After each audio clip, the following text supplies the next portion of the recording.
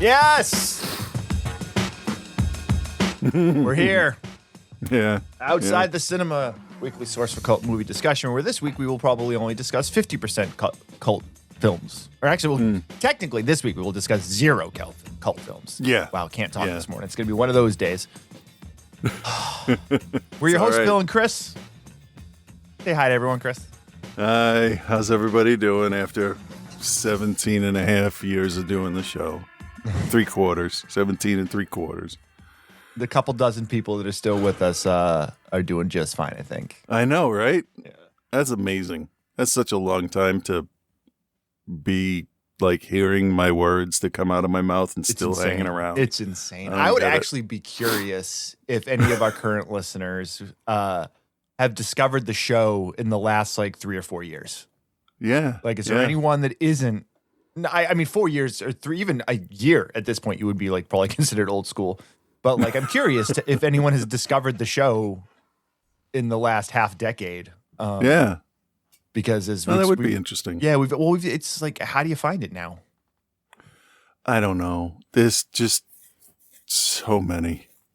There's Podcasts are basically like social media posts now. If you're not there in the beginning, forget it. right.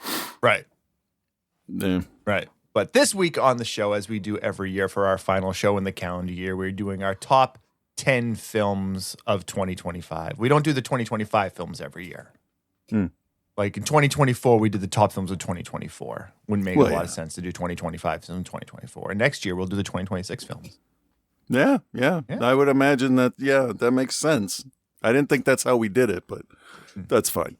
So the way we do this list, this is our general favorites list. Our 10 favorite films from 2025 released.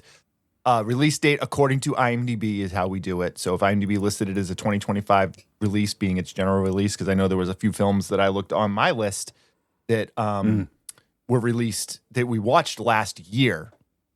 Oh, yeah. But for some reason, their general release was considered in 2025. Presence was actually one of those, which I think was on both our lists last year, if I'm not mistaken. I don't remember now. But just so, keep and like track of that. a film that didn't make my list, which was close, but like the documentary that just came out about Jeff Buckley, says it doesn't come out until January 2026, but it's been available on HBO. I think at the beginning of December it came on HBO. Oh, well, if it's on HBO, then that's... Yeah, but like for whatever reason, IMDb's Right, release date right. is like January 16th or something like that. But so, top 10 films of 2025. All genres are open in this. This is not specifically a future cult or a genre friendly list. I mean, obviously, if you know anything about Chris and I, the majority of our lists are probably going to fall into the weird and wonderful stuff. Hopefully, yeah. I mean, I know at least a few of mine are. But I watched a decent amount of 2025 release this year. What about you? I did not watch as many as I wanted to. I seem to have a kind of busy year not watching movies. Well, that's good, though. I guess, yeah. I mean, yeah. So I have like 15 movies, and I'm not thrilled with all of them, so this isn't going to be fun for me. But the delay in filming allowed me to finally get one more in there. Recording, you know what I mean. I'm on a camera right now, so I don't know what I'm talking about. I got to see one that may end up in my top 3, which I'd been kind of wanting to see one particular one, and you ever have that mood where you're like, yeah, I don't want to see that. I really want to watch it, but I don't want to see that. Yeah, I'm wondering if we watched the same thing yesterday. Yeah, probably. We might have, because it just came on one of the streaming services. I'm just counting up how many I watched this year.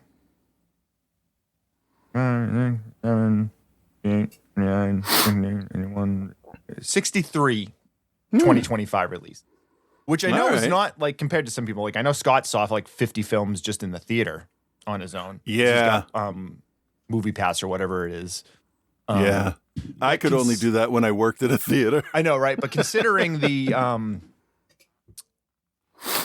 I'll tell you how many exactly I've watched for the year, calendar year. 168 movies I've watched for the year. Okay. That includes everything we've watched for the show, and then everything else. And 63 of them are 2025 releases. Okay, that's not bad. And usually, No. like, if I go back to like what I watched in January, like almost everything in January is everything that I missed in 2025 Right. or right. 2024. Right. So. Right. But yeah, this list is open to anyone. We have a list from Scott later on. Joe has the week off. Donnie, longtime listener Donnie sent in a list too, which we will read at some Oh, point. nice. Don't let me forget, Okay. because there's a good chance I will. Well, yeah. But Donnie, know that I got it. I already read it. I agree with just about everything you said, and I would love to share it with the rest of the listeners if I don't forget. Yeah. Yeah. All right, let's get started, Chris. Let's start with your number 10, and I'll try to All get right, great. clips up to play too. Now, part of the movies that I watched are also movies that people in my family want to see. Mm-hmm. And again, I did not watch a lot of movies, but this is on the list for a couple of reasons, and I'm gonna give the reasons first. Okay. So it sounds better when I say the name of the movie. So this is based off of a video game, which I don't think gives too much away yet. That's like this feels like how you make a video game movie. The lighting, the acting, the costumes, and the villains, specifically the villains, were fantastically made stuff. It just looked great. The story is, slasher movies are very basic stories, and this is sort of in that vein. There's a murder, whatever. Anyway, it's Five Nights at Freddy's 2. Oh, I hate that this is on the list. I really do, because I wish I watched more movies, but seeing as how I've dabbled in making props and stuff, this is impressive. Those suits are really nice. They do some CG enhancement on them where they light the inside of the head so it looks hollow with just the mechanics in it. And it looks really nice. And I'm mostly basing this off of my kids' reactions when we watched it. They were pointing out Easter eggs and stuff like shit I recognized. And I don't play the games, but they've told me about them. And it's just like basically a big old creepypasta, but very well done.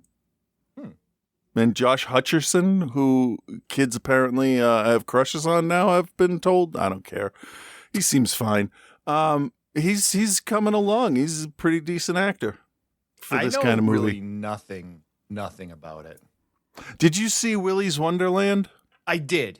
Same idea. Pretty much. All right. I think out of all of them, Willy's Wonderland, Five Nights at Freddy's 1 and 2, and fuck, I had one more. There was one more costume thing, wasn't there? Oh yeah, the Banana Splits horror slasher movie thing. This is the best made one of the four. It looks great. The costumes are fantastic. They move outside of the restaurant in a way that doesn't ruin it or ruin like how the supernatural elements work. So I was not upset I watched that. Okay. Did you play the games at all? I've watched a little just to get the idea of it, and it's like press a button, press a button, press a button, jump scare. I get it. But I've read about it, so like when I watch the movie, because anything my kids will get into, I'll start to learn about, so at least I know what it is that they're into. So I have the basic story outline of whatever his name is, William something, Afferton, and the missing kids and all that stuff. So I know nothing about but I'm not really like deep down into it. Like I don't play it. Like I feel like it was pretty popular Oh, it's huge. a few years ago, right? I don't really remember. Yeah, no, it was pretty much the biggest game next to Minecraft and Fortnite. I'd say it's up there with them. Wow. Yep, totally out of my wheelhouse. But Yeah, I do love a full-size costume that's practical on set, and They did a good job with that too, because some of the costumes are big and bulky, and some of them are nice and like thin, and it didn't look awkward. It wasn't like, oh, that's a guy in a big bulky suit, and that's a woman in a smaller suit because the way they move, and it wasn't like that. Mm. It was just like, oh, hey, there's that one. I don't know their names. I do. I know some of them, but I'm not gonna. Anyway, yeah. So that's my 10. Yeah, 10. Sure. All right, there.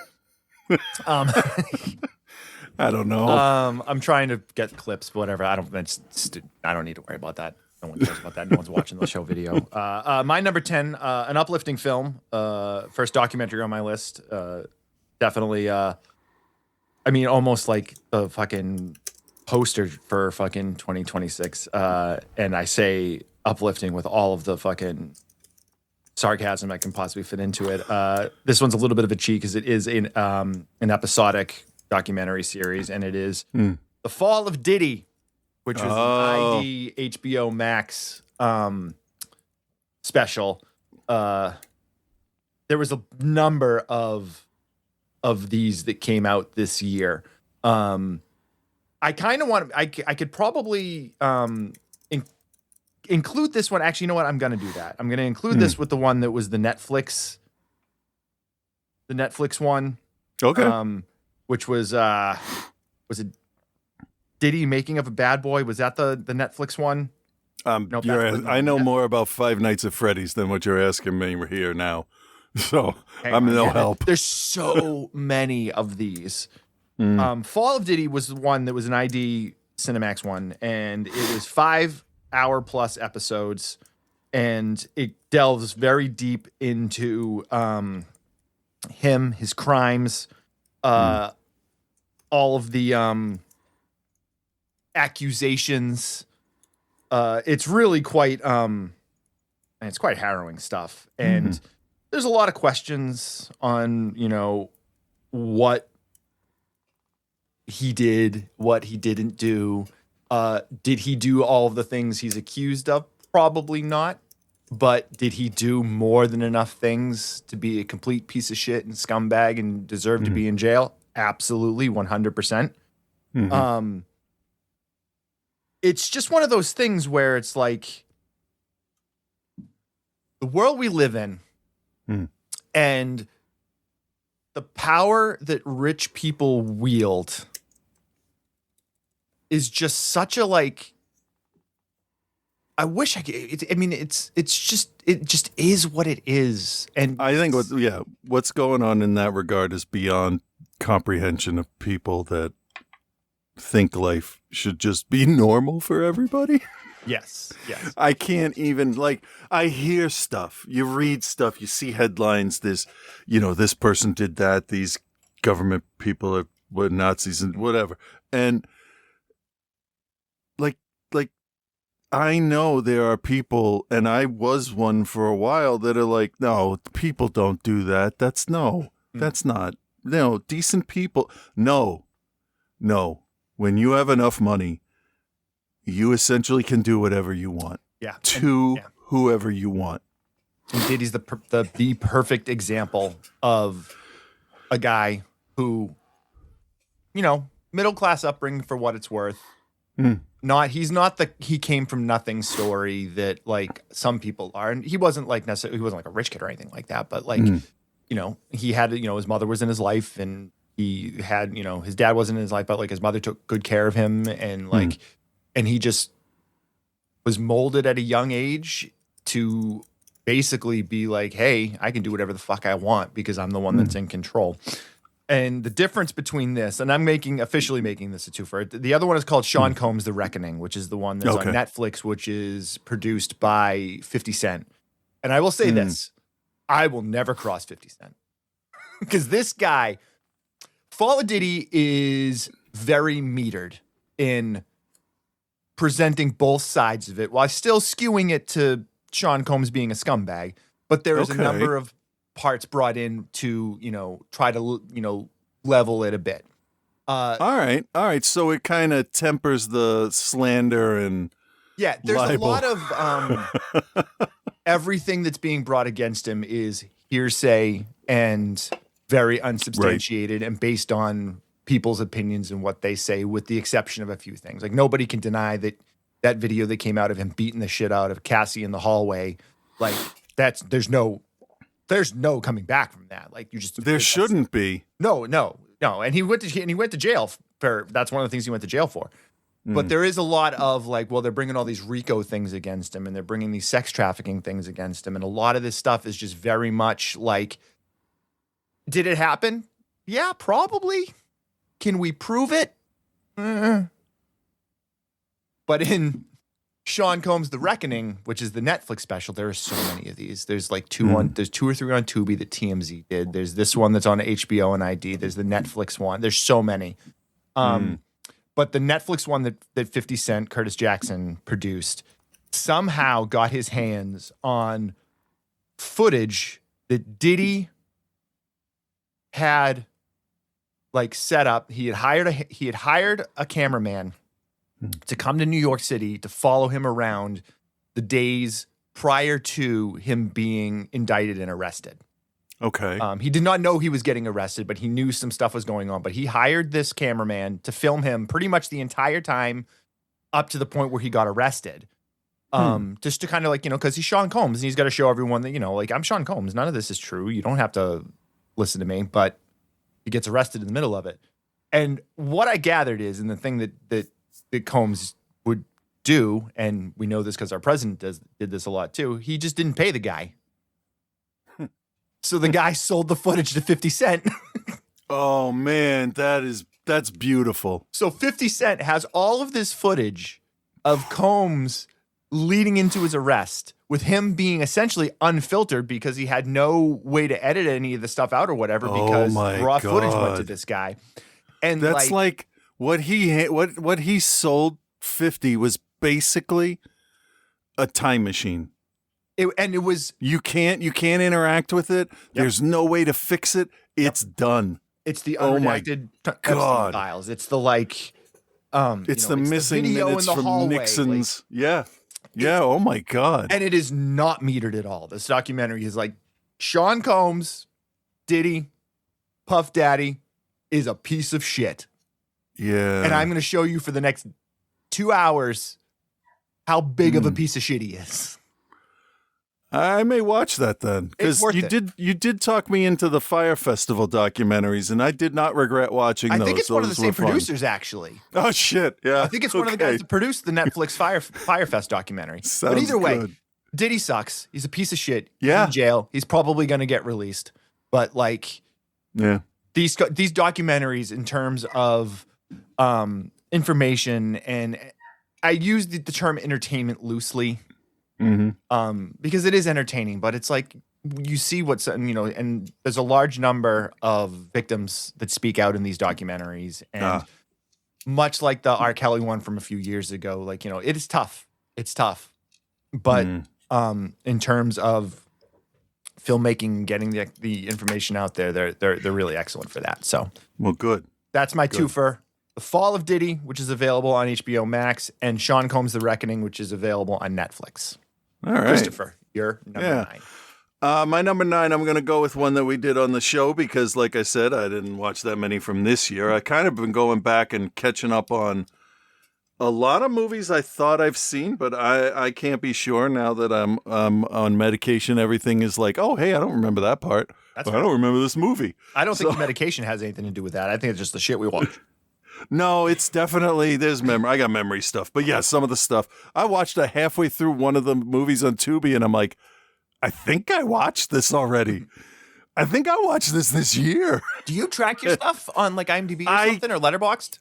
I haven't for the last like 2 years because it was just like, it felt tedious. Dude, I have to. I'm going to, starting on the first again, because I want to see. What the fuck was I talking about? Something that you watched this year. Yeah. So like we watched what's it called? Bride of Frankenstein the other night. Because I don't remember ever watching it all the way through. The original? Yeah. How's it a 2025 release? No, I'm just saying this is what I've been watching instead of new movies. Oh. Okay, that makes sense. Because like I don't remember. Like the bride only shows up for 5 minutes at the end of the movie, and like she also played Mary Shelley in the beginning of the movie, and it's a movie. We're never going to cover Bride of Frankenstein, I figure. So I'm going to say this one part here. This movie, Bride of Frankenstein, actually is kind of one of the earlier meta kind of fourth wall things, because it starts off with Byron and Shelley talking about the first book, and then she goes into, and this is what happened next, or something. I forget. I was talking, but like. That was interesting, and I wanted to bring that up because I don't know if people have gone back and watched all of the original classics, which now we're doing slowly. I haven't seen those movies in probably 35 years. Yeah, some of the HD, making them better. What's that called? Restoration.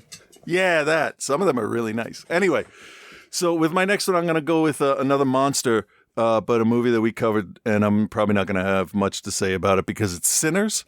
And for too long, since the early 90s, vampires have been white almost exclusively, except for Eddie Murphy and a couple of others. King of Cartoons, for instance. Nice Vampire in Brooklyn reference. Yeah, that's the Eddie Murphy one, yeah. But this really does some interesting stuff with vampires, and I appreciate that. And they're not noble, they're not Euro trash. It really felt like these vampires' mission was to it felt like they wanted to just accumulate as many people and their knowledge into the group, like they're handpicking a society in a way. Could be one way to look at it. I mean, they're vampires. They're eating people. So there's that. I don't know. It's early. Sinners was good. I wasn't full on to it when we first watched it. I don't know what it was about it that didn't click right away, but it did afterwards. So I all of these obviously I recommend, but yeah, this is on my list. So I'm going to hold my thoughts until later in the show. Okay, I'll stop talking then because I know you'll be better at that than me. Fair enough. Okay, my number 9, the Philippou Brothers follow up is Bring Her Back. One that I was kind of out.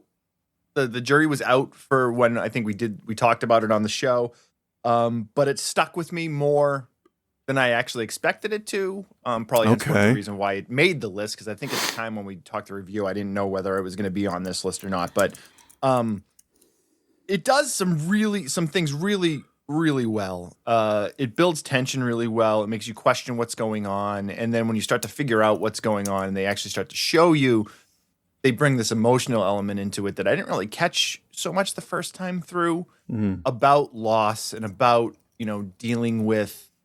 Letting go of people and just a number of things that are kind of bubbling under the surface. And much like Let Me In, they do a really, really good job. And we've had a real glut of YouTubers becoming filmmakers in the last 2 years. And we've seen it done really badly for the most part, with most of them. These guys, I think, are the exception. So far, yeah. Both of their films are smart. They're layered. Their story is deep. It's not the type of thing where they're just like, "Oh, it'll be really cool if we ran around a haunted house." Yeah. Okay. Yeah.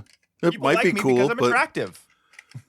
well, I mean, that's a reason. It's a reason that I watch people. They, you got to like looking at the person, right? Not always, because there's nobody I like looking at in this movie. Okay, that's fair. But it just it grabs you, and like the characters are built well enough. The brother and sister, and then the crazy mom figure, foster mom figure, and just like they do a really good job of creating these characters. And whether you like them or not is secondary to understanding the emotions that are being brought in. And then when shit starts to hit the fan, you're like, oh man, this is fucking crazy. So it's very good. I like these guys, Danny and Michael Philippi. They're really good up and coming filmmakers. I'm glad that they were able to step out of the YouTube world. I believe their next film is going to be the Talk to Me sequel. Oh, okay. Which is going to be Talk Number 2 Me. Oh, Um, that sounds like a studio decision. it could be. Yeah. It could be. I think that's supposed to come out early next year, not 2026, but I think early 2027 is the plan. Is there a date? Okay. Is there a date for it? Hang on. They seem to work really quickly. Like, Well, I mean, they make stuff that looks involved and complicated, but if you can get that narrowed down, like not narrowed down, but if you can expedite some of the stuff, you can do it pretty fast. Especially well, I if think they're also doing. being YouTube filmmakers, like they learned how to work quickly. Yeah, that's what I was trying to get to, but words failed me. Yeah. There's Yeah, no you gotta date be- listed as of yet, but it says it's in pre-production. Ah, okay. So, but Bring Her Back was excellent. It sticks with you. It's definitely one of those films where don't give it a final judgment upon just the view and your immediate reaction, because I think it's almost purposely made to make your immediate reaction kind of be standoffish with it.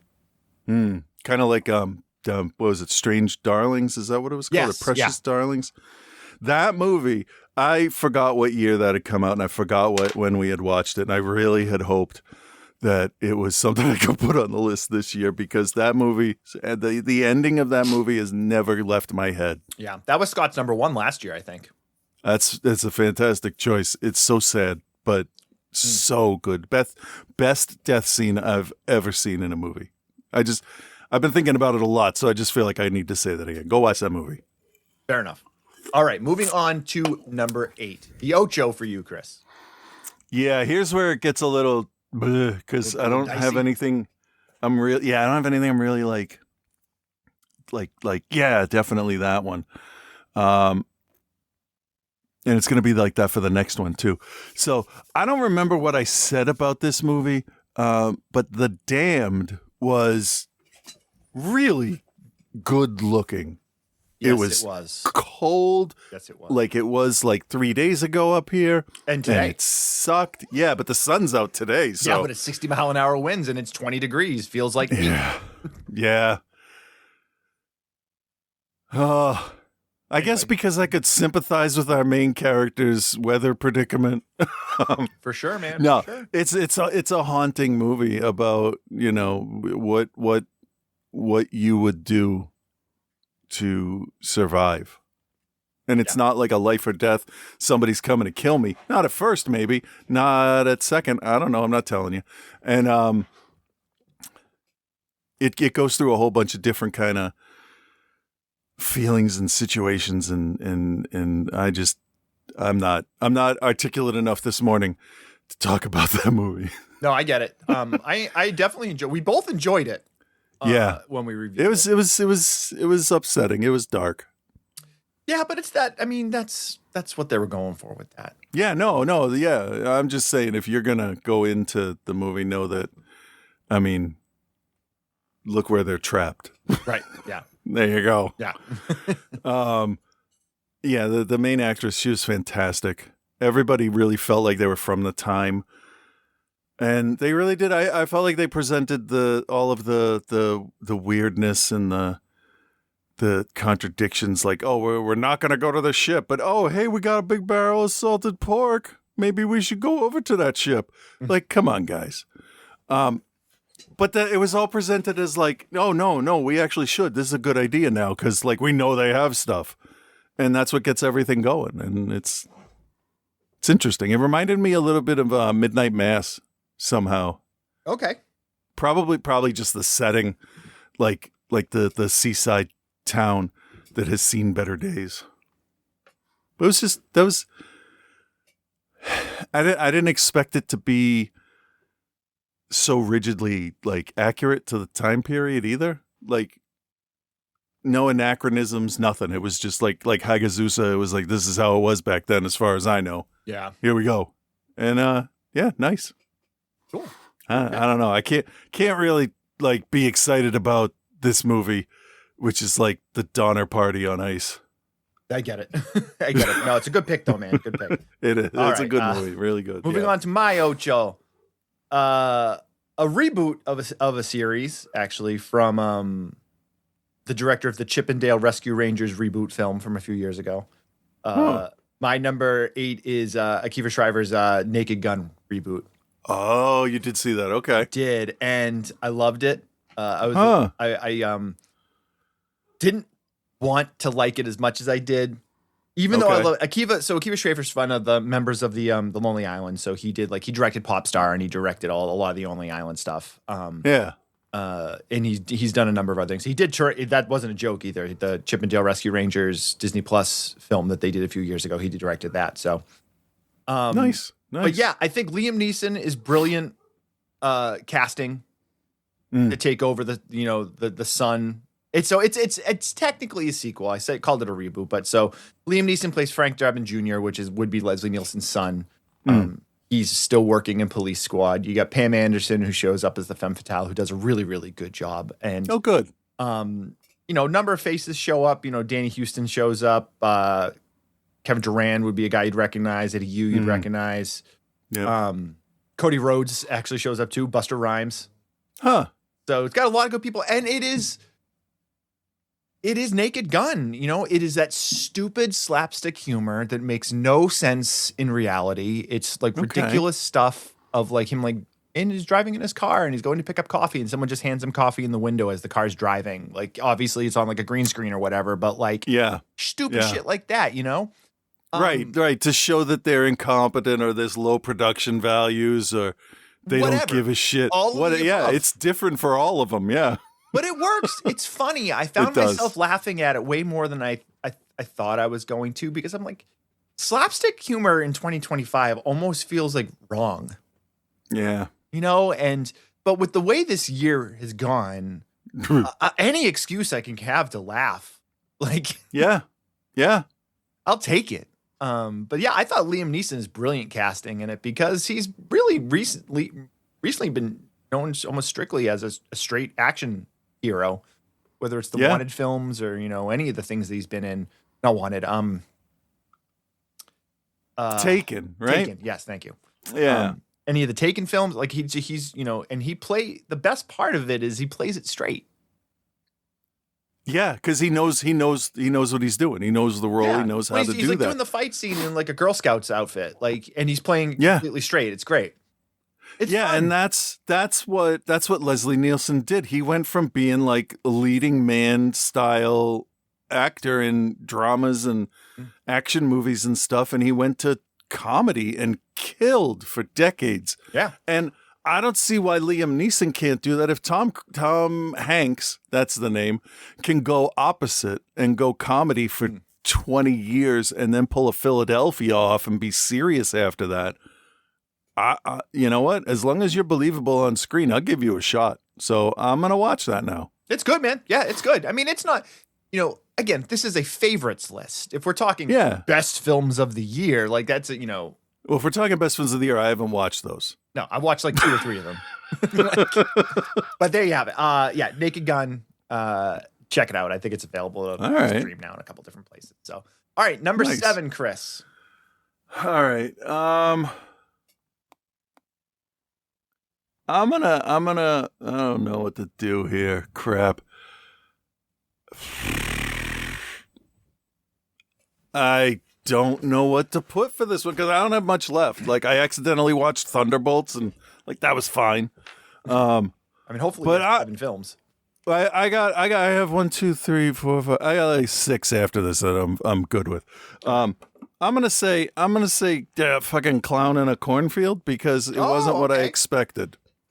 Okay, I didn't watch it yet. It was not what I expected. It's not a supernatural horror movie. Or is it? But they build a nice, easy to step into world here with an easy like backstory for the company that used to be in town, and like you can understand all of it from every other business that gets screwed over and closes and everybody loses their jobs. That's like why the corn syrup place is dead. So the whole town's fucked. It wasn't after watching Terrifier 3 movies and like the shorts and all that, and then with it and Welcome to Derry and there was another one. I with still a haven't clown. finished Welcome to Derry. I haven't started it. I got two isn't episodes left. Is it worth it? I think so. Yeah. Okay. There's some All right. decisions made that I don't necessarily agree with, but overall, yeah, it's pretty good. I haven't started Stranger Things Okay. yet, but I've heard. I don't know if I'm gonna finish Stranger Things. Or I not. haven't heard anything really good. A lot of people seem to be very let down by this final season. Well, I'm just pissed that those kids are older than we are now. I mean, after all this time, Somehow, it just took so long. Anyway, what was the one you were talking about before that one? Before the Welcome to Derry. right. So I had to get back into here. So I'm like, oh, another fucking clown movie. Great. All right, this is gonna be awful. And then you watch it, and it's like, okay, so they have the clown thing. It's the mascot for the syrup company that the town was built around. So okay, fine. A clown for corn syrup in the 60s or 50s, that makes sense. Yeah, I get it. Yeah, and then it does the clown when you see it doesn't act like any other one. Is this rated R? And then I should be. Yeah. Because wasn't it a young adult novel? I don't know. I have all I've done, I think, is with IMDb is like, where have I seen this person and what's the trivia for it? I don't really look up anything else really. I mean, I know anymore. this was based on a book that did really, really well, but for some reason I thought it was a young adult novel, but I can't. I can look it up if you keep talking about it. Oh no, I got it typed in. But yeah, I thought the clown design was fine. Clowns are like, what are you gonna do with the design? You got killer clowns, you got mimes, you got all. It's all been done, and this was okay. This was fine.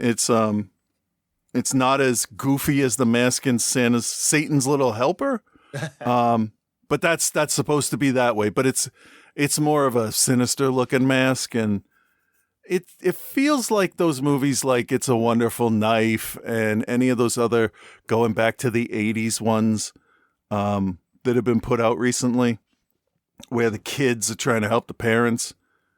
It's just got that feel that the rest of them do. Cool. Yeah, it looks like they're books by Adam Cesare, maybe? It's too small for me to read. Cesar. So, yeah, that one's fine. It was fun. I watched it twice because I watched it once and then I'm like, hey, you want to the kids, I'm like, you want to see if this is any good? You see if you like that? Fine. And then we watched it. Yeah, there we go. Okay. Meh. Cool. I'm going to check it out then. I'll check it out. It's down on the list of stuff you should check out, but Cool. Get there eventually and it'll be fine. I'll get there eventually, and it will be fine, Chris. Speaking of fine, my number 7, a little better than fine. I do think you and I are going to probably have some significant crossover. Yeah. On the front half of these lists. Some years we do, some years we don't. But I just feel like this year you and I were kind of pretty locked in. So my number 7 is a film you talked about last week on the show that I watched back over the summer, and it's Death of a Unicorn. So if we're going to talk about it on your list, I can kind of hold back, but I just want to say, when it comes to world building, this film does an amazing job of it. And naturally too. Yeah, everything feels legit. Nothing feels forced. The rich family that wants to exploit everything for money feels exactly like you would expect them to. Jenna Ortega as the daughter fits that kind of like quirky, pissed off at her dad, pissed off at the world, role. Paul Rudd, who gets to play the first half of this film pretty straight before it descends into madness, because that's what this film really does in the second half. Yeah. But it does a really good job of going from, sinister to silly and back. Yeah. And like, is able to kind of walk that line. And Will Poulter as the son in the rich family who really just wants to, he wants to get his bag. Like everything is about him. And he is that entitled, rich, white kid of the, really rich family. Yeah. That just like couldn't do anything for himself. Yeah. But like manages to like still succeed. Yeah. And The thing is, looking at him in this though, this particular character, not anybody in real life or anything. It's obvious that they just kept praising him for whatever he did, so he thought whatever he was doing was awesome. Mm. And that's a failure on the parents' part, because you got to say no to your kid, or that's not really a good story. You should try and edit that shit, or anything. Like, nothing that your kid does is going to be praiseworthy every single time. Mm. It's just not going to happen. And if you don't set realistic expectations for your children, they're going to turn into that guy. And I've known a couple of people that are detached that far because they grew up without the worries that most normal people have. Yeah. And I don't like those people because they can't relate to customer service problems or what they would consider little inconveniences, or like if you're overcharged $10 for some people, that breaks them for the month. Like, Yeah. just doesn't get it. But that was the interesting thing, is that it's not really his fault. It'll be his fault in about 5 more years, Yeah. once he's out on his own. But I he's felt great. bad Will for Poulter's him. great. He's a fantastic comedy actor. He's and great straight actor too. He That's plays, true. The That's Swedish. Yeah, I know. I'm going to say he plays the Swedish chef, not that Swedish chef, in The Bear. And he's fucking excellent. Excellent. Okay. But Death of a Unicorn is very good. Tia Leone still looking great. Plays her entitled white woman role perfectly. Yeah. And just the idea of the unicorn's blood being like used to basically like give you power, like superpowers, or heal you, or however you want to look at it. And then it's so true that, yeah, sure, of course, the rich maniacal pharmaceutical family is going to want to exploit this for everything they possibly can. Yeah. And that seems to be an ongoing theme this year. I don't know if you watched the Jurassic Park or the Jurassic World movie from this year, but that's what that was too. It was I did pharmaceutical not, but company. I can. Yeah. It was fine. It was fine. Yeah. Not on my list. It's just a monster movie at this point. Well, right? and the thing with the Jurassic World movies is they're all the same. They're going back into the dinosaur area where they're not supposed to get something. This time it was 3 types of blood to be able to use to make a cure for cancer. Okay. Yeah. Whatever. Okay. But don't know why you need to send a whole bunch of humans in for that, though. Well, because you're not supposed to get there, and the only way to get there. Either way, Jurassic World Rebirth, not on my list, worth watching. Okay. Sounds watching. Good. If you've watched the others, it's worth watching. Death of a Unicorn, very much recommended and very much worth watching. Great world building, different things going on. Very interesting little film. Chris, your number 6. My number 6 is one that I didn't think I even wanted to see. And that's Del Toro's Frankenstein. Narrowly missed my list. Man, very, very, very good adaptation of it. Some interesting choices that were made, but nothing took me out of it at all. I do like the smarter, more able to look out for himself creature, and they really nailed the tragedy in this one rather than the first Frankenstein, for instance, where it's more about the doctor than the creature. And sure, yeah, the doctor's important, but he's nothing without that monster he made, because then he's just, a failed Herbert West. By the way, Reanimator has to be one of the best remakes, literature wise, because that's all he did. That's all Lovecraft did was I'm gonna write a gross version of Frankenstein. Here Pretty we much, go. yeah. And no one ever says a word about it, which I think is good. That shows that it stands on its own. Anyway, well, I think it's definitely you don't think of it that way. Yeah, you don't think of it as being like a spiritual brother to Frankenstein. No, yeah, because West's whole thing is, I want to do this. I want to beat death, and eventually Victor, he's too laser focused on things, and Well, that's the he difference. The he gets difference is crazy. Yeah, West wants to beat death, whereas Frankenstein wants to create life.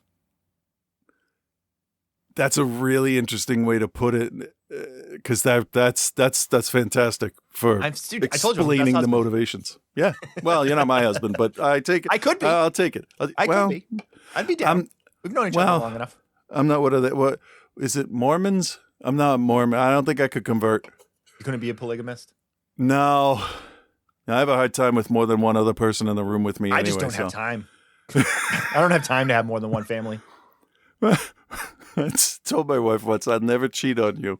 The reason is because I said I wouldn't. That's why. And it's a horrible thing to do, right? But my reason is always I don't have the energy for that. Well, it's funny because like I'll die. What was I going to say?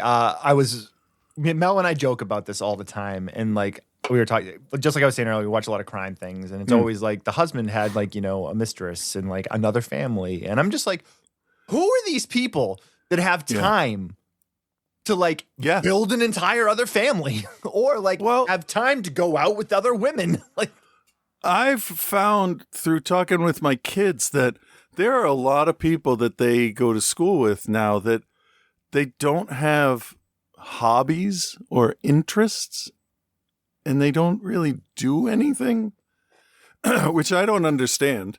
That's the complete opposite of how I work. But that's sort of what it is. You don't have anything else going on, so you need to stick your dick in something, I guess, because that's all you can think about. Like, get a hobby. Buy a 3D printer. Learn how to torrent movies. Fucking do something. I don't have time for that stuff. Stop hurting other people. Come on. If you're unhappy in your marriage, you can go. Just tell the other person and work it out. Don't have to stay in anything that makes you miserable. Why would people do that? People do weird things, man. Yeah, security, I know. I think a lot of it for some people is security.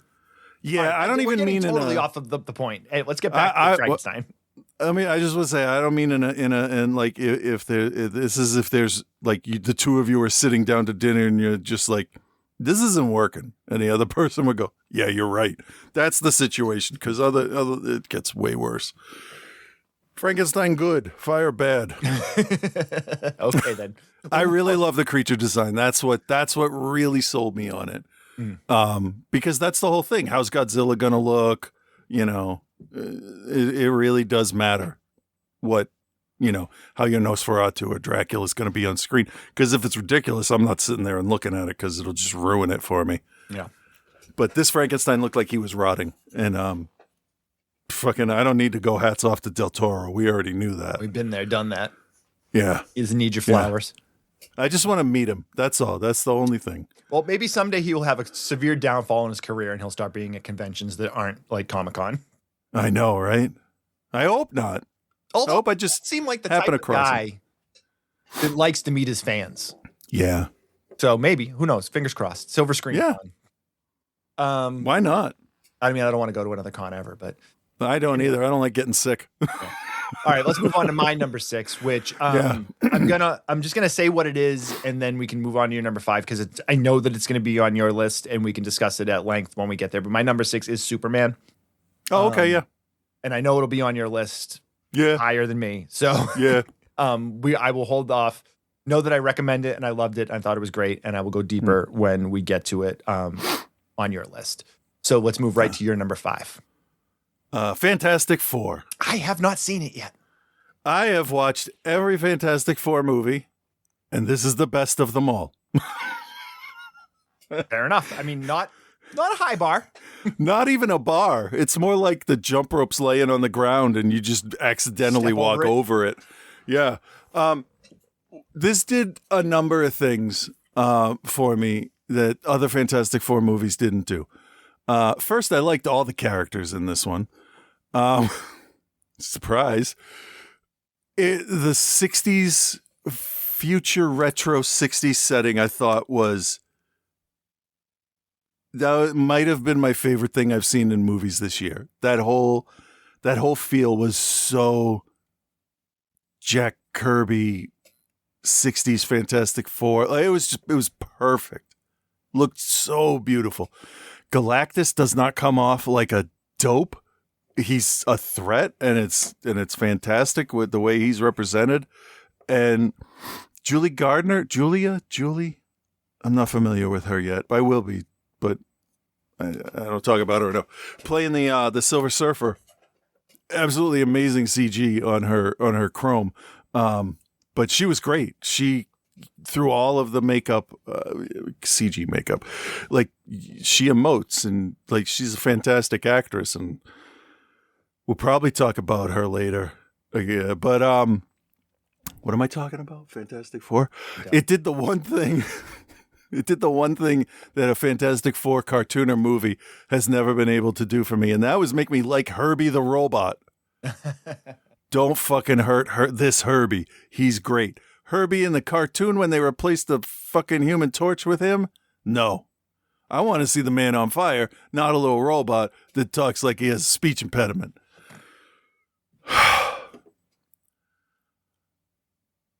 It was good. They didn't overdo the stretching on Reed, so it didn't look weird. The invisible abilities, psionic, whatever, because it's weird. It looks like I'm not even going to get into it. I don't care.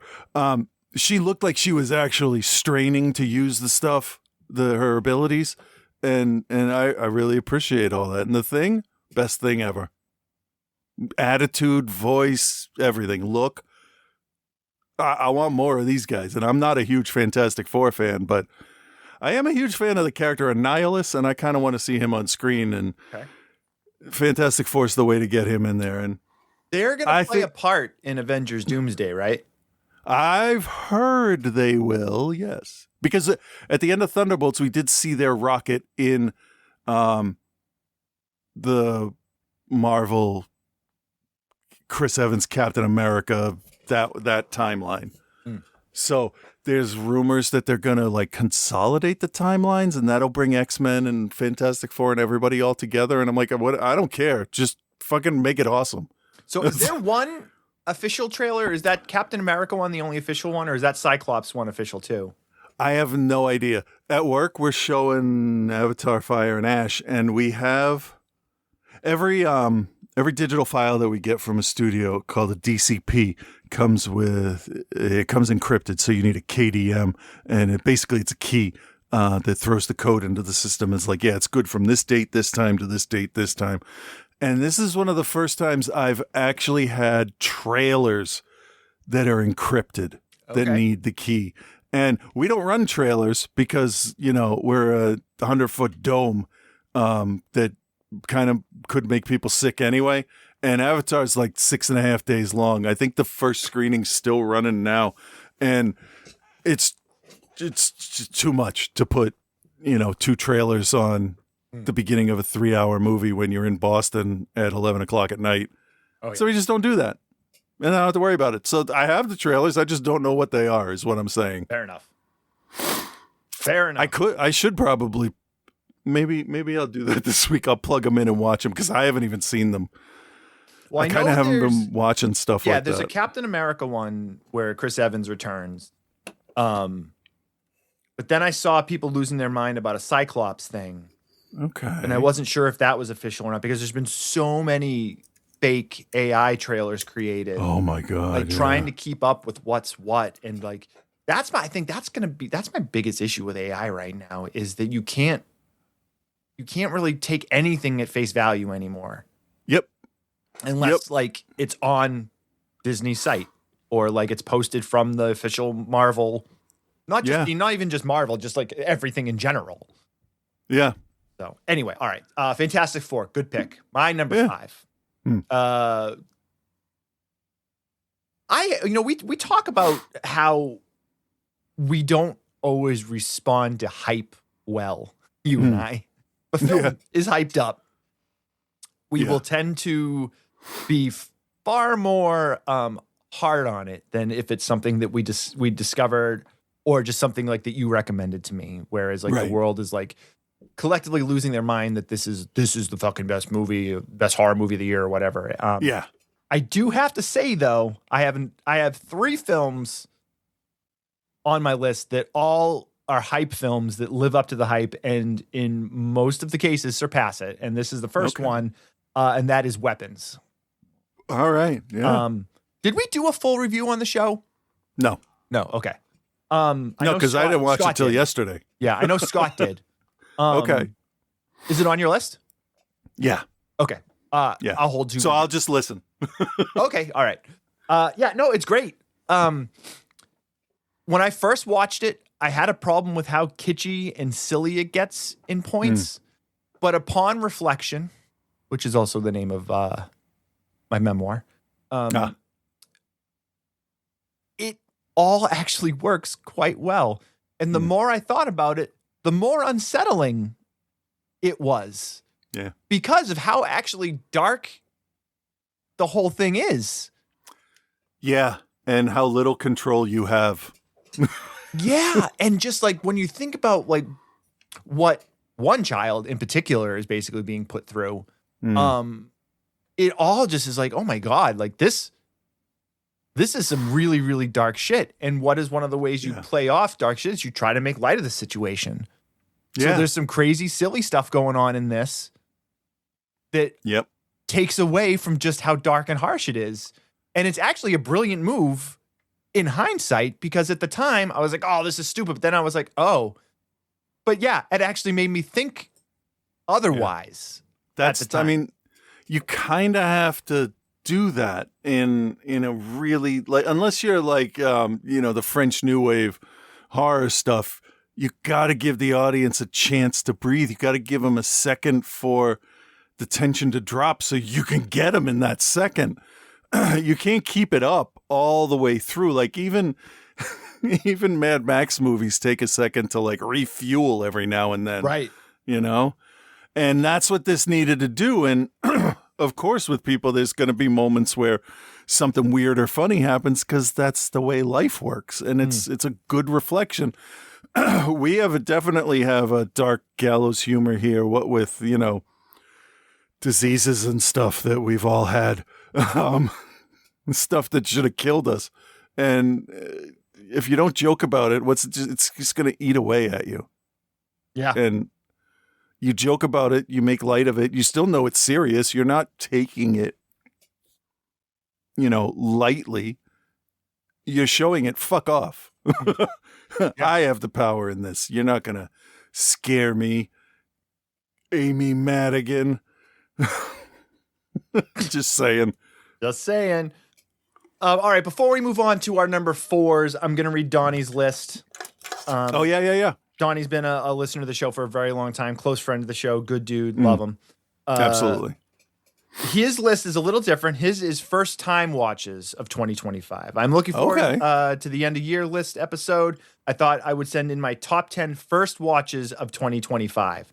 So these aren't necessarily all films that came out in 2025, but his top 10 of films that he watched for the first time in 2025. Okay. Number 10, film that missed my list, but I did enjoy, The Monkey, 2025. Oh, yeah. Osgood Perkins can be hit or miss. You come to this one for the oddball kills, and yeah, there's some crazy shit in it. Number 9 from 1987, Delirium, Photo of Gioia, I think is a film that we covered, actually. Blind Buy from Vinegar Syndrome, Weird Italian Giallo, can be watched for free on Fossum, which is a smaller streaming website. Very weird. I agree. It is a very strange one. Number 8, 1974's Black Christmas. I just watched that this week, too. Yep. It wasn't the first time, though, right? Might have been the first time all the way through. Okay. I had seen the 2006 remake when it came out and put off watching the original. Bad mistake. This one was so much better. Yeah. Very true. Number 7, 1973's Curse of the Devil. I got on a Paul Naschy kick on Tubi this year. This is currently my favorite of his werewolf movies. I don't think we've actually covered that one. That's definitely one for us to look at, I think. Yeah. Number 6, 1983's Christine. I had the chance to catch this in a theater in October. It's Carpenter in the 80s. Enough said. Yeah. Agreed. Number 5 from 2023, Strange Darling. Kept hearing Weird, good but things and yeah. had to give it a watch. Was not disappointed. Another nonlinear movie that hit. Yeah, really sad. Agreed. Number 4, 2024, Nosferatu. Was I an still interesting haven't take on watched that. You still haven't watched it? No, I right. haven't. Maybe tonight. We got to watch something tonight. It was on my list last year. I feel like somewhere like in the middle. Yeah, it kind of fell off because like it's too late for me to watch it for this list. Yeah. So that means you have to want to watch it. yeah, so I'll get to it. Says here, was an interesting take on the classic movie based on the Dracula novel. I still do prefer the original movie, but this was quite good for what it was. Okay. Number 3, 2025, Weapons. Had an awesome theater experience with this one. Non-linear storytelling is hit or miss, but this one hit. Number 2, another film that I did watch this year, did not come close to my list, but 2025's Companion. Oh yeah, I kept almost clicking on that. I liked it. It's good? Didn't love it. Liked it. Okay. Is it a Stepford Wives inspired kind of thing? I mean, no. It's sci-fi, right? Yeah. Okay. All right. I just, that's helpful for me going in knowing an overall genre sometimes. Yeah. Sometimes not. I missed this in the theater. It was a fun watch. It made me feel bad for an android. I can see that. Okay. Knowing the little I know about it, yeah, I can see that. His number 1, I'm going to hold off on saying it because it's also my number 1. Okay. So I will go back to it, but he says he absolutely loved it. And it would have been a great movie regardless. And I'll leave it. Okay. So Donnie, you'll be included with my number 1 when we get there. Okay, Chris. Yeah. Number 4. Number 4 is something I talked about on the show last week, so I won't talk that much about it today. I loved the stupidity of the Gremlins 2 version of Megan 2. That's it. It's just they said we gotta do something. We gotta make it different than the first one, and they did. And I went in with again. The line was just laying on the ground, the bar. So they would have really had to fuck this up for me to hate it. And I thought they did just fine with what they had set up in the first one. I'm not going to get all, because who cares? It's a movie about a killer robot. Right? So you can either just sit and enjoy it and watch the stupidness, which is a word, or you can just ignore it. I don't see the point in complaining about something like this. This is like a bubblegum movie. Yeah, I haven't seen it yet. Mostly because I didn't watch the first one. But maybe I'll bang them both out then because you've now twice really talked it up. So I know, and it's gonna be too much, and you're not gonna like it. I know, but what I like is the absurdity. Like they're like, okay, this is a sci-fi movie universe where we have autonomous teenage robots killing people. Right? So it's like, all right, like until you say stuff out loud, you don't realize how weird a situation might be. Like I said to my wife, I said, so imagine 35 years ago, you say to me, I've had a vision of the future, and what I saw was you on vacation, sitting in front of the TV, playing Marvel Rivals, while drawing on the iPad, and shit. You're wearing your anti-Nazi shirt and flannel pants, and you're toasting up, and you're watching a drag queen on YouTube talk about the fascist government that we have. And it was that last part where I'm like, yeah, that doesn't sound like me from 30 years ago. But over time, it's been one of those, like, other people, I don't listen to other people different than me. So I started doing that.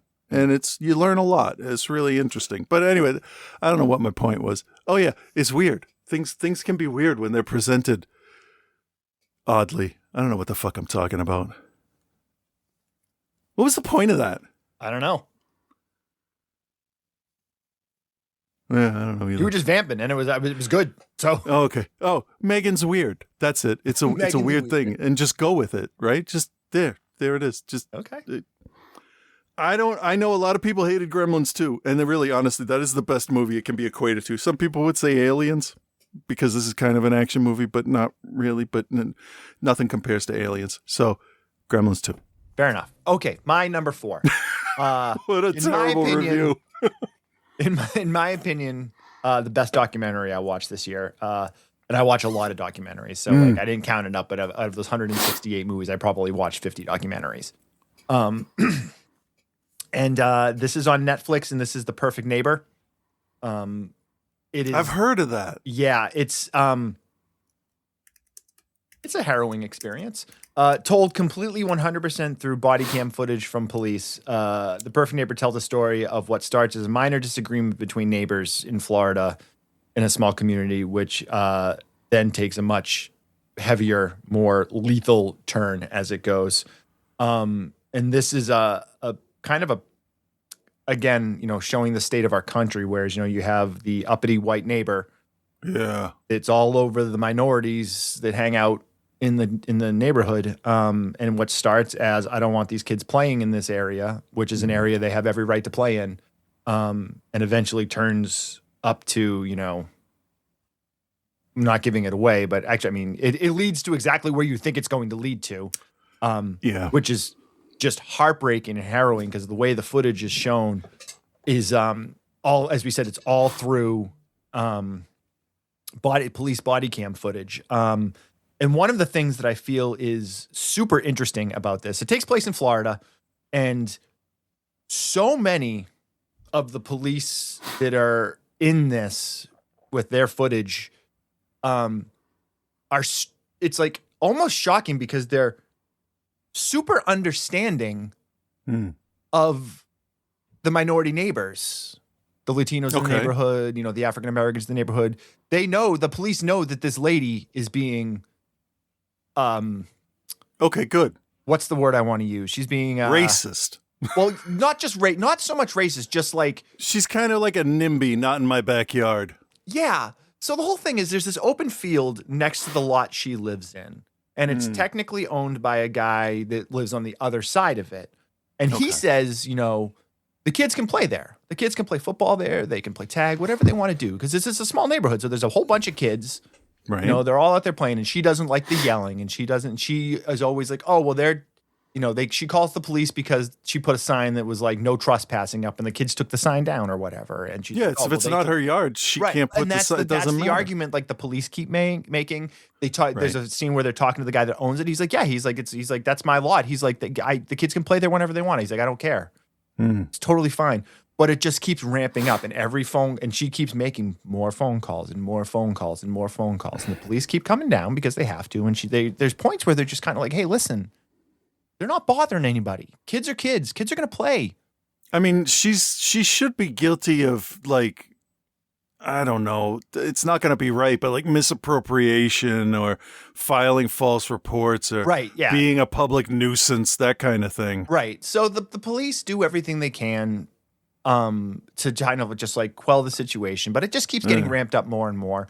And because she can't let it go, right? Right. And the parents of the kids are getting more and more frustrated with her. And then an incident comes to a point where, something happens and the story that the footage is telling and the story that the timeline is telling is not matching up with what she's saying. Of course not. No. I mean, no. And she's claiming self-defense, but all of the evidence says something else. So it's masterfully done. It is I was a little more than a little skeptical about it being told through body cam footage, because I know, like, I've watched some shows that are like body cam footage, and it doesn't always make for the easiest way to tell a narrative. But Gita Gambari, who's the director of this, who also did what was the other documentary she did? She did I Am Evidence, and she did the Katrina. I think it was the Katrina doc. She did the Hell or High Water Katrina doc. But she does a really, really good job of putting this narrative together. There's no sit down interviews shown. We do have voiceover interviews coming from people. That makes sense. Yeah. But everything Because you is need told through- somebody to direct it as it's Yeah. going. You can't Yeah. just throw the footage up and be like, And here, the look editing, at this. yeah, and the editing in this is incredible to piece it together the way that they did. Use the right audio at the right time, using other random body cam footage of police car racing to the scene or whatever, and so that it's not just because if it was just the body cam footage of the incidents, it would be too heavy to deal with. Oh yeah. It's extremely sad. It's extraordinarily frustrating, but in terms of storytelling, what they're trying to do, it's easily the best documentary I watched this year. Nice. So and that's available on And Netflix. not nice at the same time. No, but Ooh. you know this. We are since we watch so much stuff, we know how to appreciate something Oh yeah. without it Definitely. being an enjoyable experience. Right. Yeah. No, I can tell what a good movie is. I don't have to like it. Right. I mean, Christopher Nolan makes a lot of good movies, but I'm just not interested in his subject matter. So, Yeah. whatever. But I know he's he's an accomplished, good filmmaker. Good filmmaker. Yeah, I'm not gonna, because I don't like the movie. That's my opinion. Is it a good movie though? Fair enough. That's what I try to go with here most of the time. Most of the time, not all the time. Okay. Well, speaking of most of the time, Yeah. number 3. Most of the time, I kind of wished for a movie and a franchise like this, where somebody with a different idea comes in and does something interesting finally after 12 movies, because there's crossovers.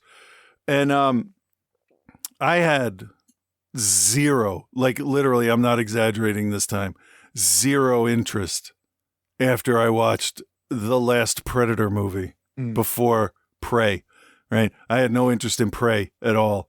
And that one was good. That one was decent. It was still the same story of a hunter coming to Earth, finding the toughest people and killing them. I liked Prey. Yeah, Prey was good, but it's the same story. Predator Badlands, on the other hand, is a little different because it's the runt of the litter of the clan or whatever. The father's son is not as big of a predator as Yautja, as his brother is. So they're just gonna kill him because I don't know, Sparta, and then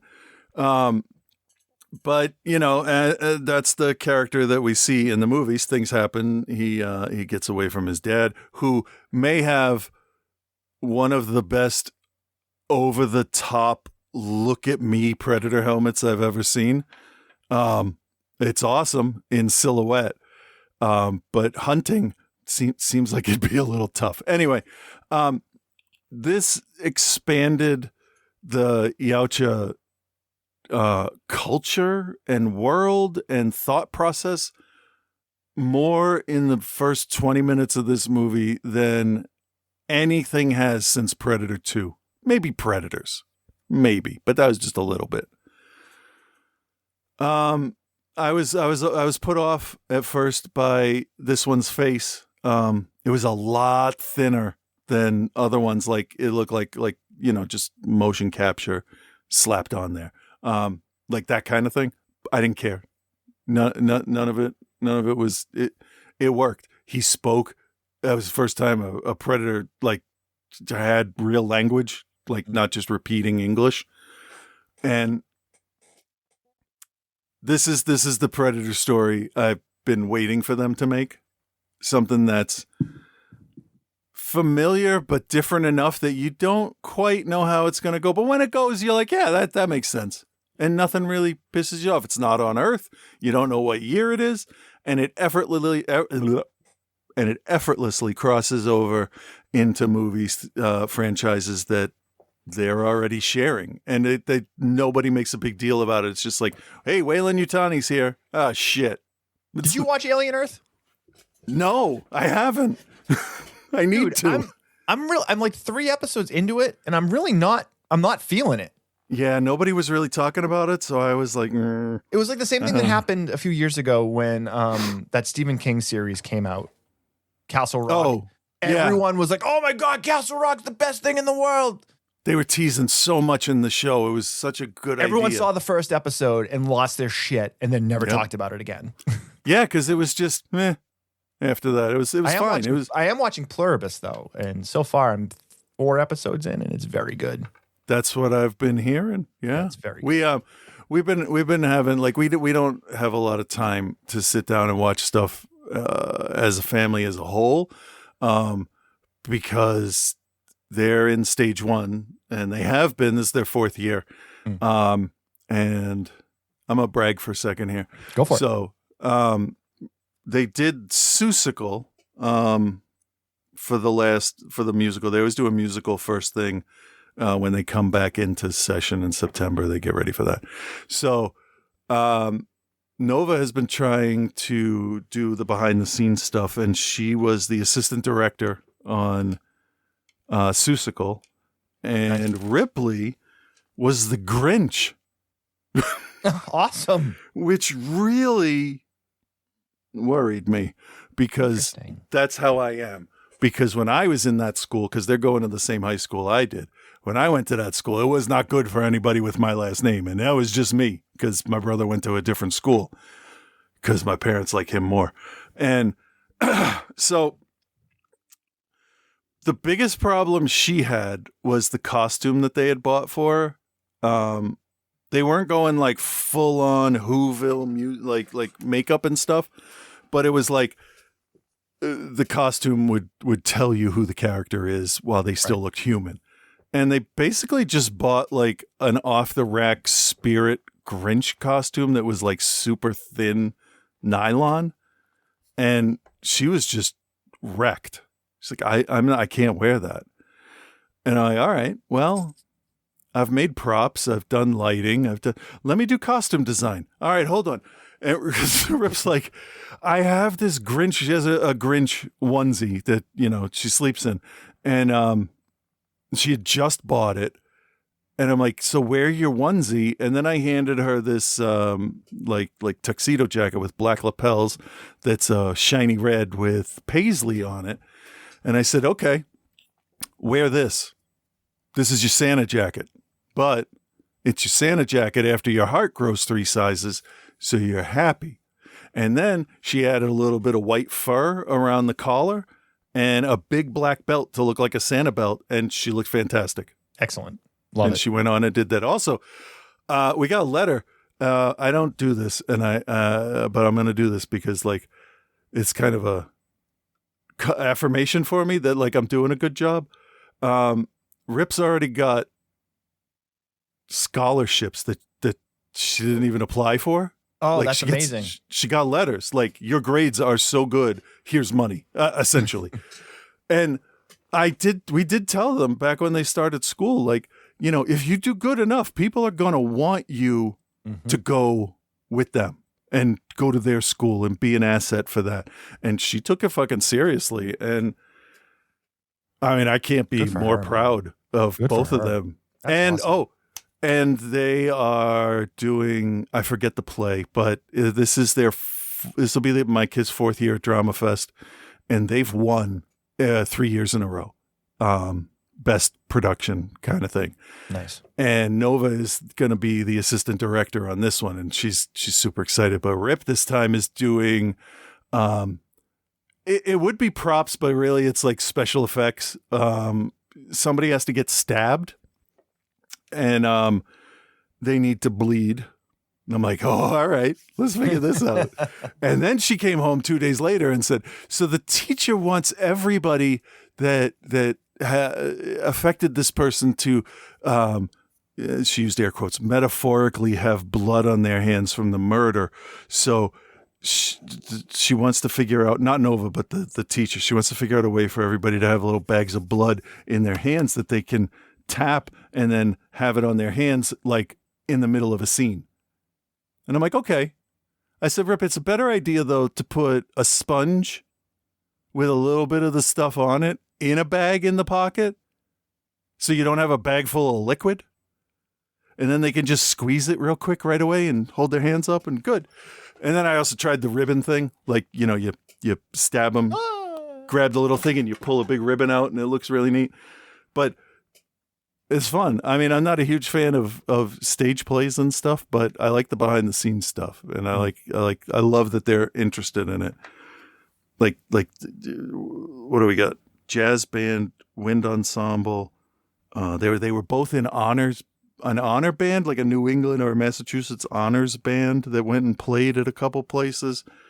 Like, they're doing so much better than I did. And that's good. That's good, because when it comes down to it, once I had those kids, that's what I was here for. Yeah. You know, I'm here to make myself happy and be happy and all that, but my overriding job is to make sure that they are good and that no predators come and get them. See, I tied it all together. Love it, man. Love it all. I don't know. Sorry. Sometimes I got stuff I got to get out. I don't really. Anyone that's listened to the show, man, you don't need to explain to them. I don't think this is going to be anyone's first episode. We're doing a long show, and I'm just kind of. It's fair. Anyway. All right. So Predator Badlands was your number 3. Predator Badlands. Awesome. Yeah. All right, cool. My number 3. Another one to add to the list of films that I fought and was like, no, I don't like.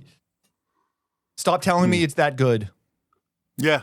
Stop. Like, I only went to the movie theater maybe like 5 or 6 times this year. And I think the trailer for this was attached to every single movie that we saw.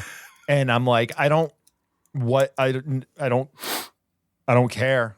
And then I saw people's lists start to come out, you know, like a month ago or so. And it was on or near the top of every list. And I was like, fuck no. And I don't really like the Leonardo DiCaprio. And P.T. Anderson is one of the most frustrating directors out there. I can see that. So hit or miss. Yeah. I mean, you can do There Will Be Blood, and then like what was it Licorice Pizza? That was just like, I'm like, what the fuck is this? He also he directs a lot of videos too. He does like, especially with he works with Haim a lot. But one battle after another. Fuck, man, it's really fucking good. Like, okay, I was turned off number 1 by DiCaprio, turned off number 2, like partially, I shouldn't say turned off, but like eyebrow raised because of P.T. Anderson. Yeah. Like I am for one, I'm not a big fan of like Punch Drunk Love. Like I never had any interest in seeing that. I don't saw it like because I watch most of what he's done, but I just didn't really like it. But like There Will Be Blood is fucking incredible. Yeah. And I think yeah. I was going to say this falls in that incredible area. What is one it battle about? after another is, I mean, it's got the cast is incredible. DiCaprio, obviously, Sean Penn, Benicio del Toro, Tiana Taylor, Regina Hall. The cast is great. The writing in it is great. DiCaprio is not, I'm not going to say self-deprecating, but it definitely is a different type of DiCaprio performance than the like, I'm Leonardo DiCaprio and this is my new movie role that he's done the last few years, I feel like, in most of the stuff that he's in. And he comes across kind of like befuddling and like not this like, he's obviously really good at what he does. He plays a militant as part of an underground, like, I don't want to say terrorist group. Like that's what they're freedom fighters is what you would call them. Okay. The government would call them a terrorist group. Okay, so like militia. Really. Yeah, militia. So, yeah, that's the word I want to go. And they're basically like freeing immigrants and like doing all the things that all of us wish we would get out there and do. Oh, they're good guys. They're the good guys. Yeah, they're the good guys that use illegal methods. You know what? If the government says the ends justify the means, there you go. So the ends justify the means. Yeah. So him and Tiana Taylor hook up as a couple in this militia. She gets busted and she rolls on everyone else and then escapes and runs away to Mexico just after she's had a baby.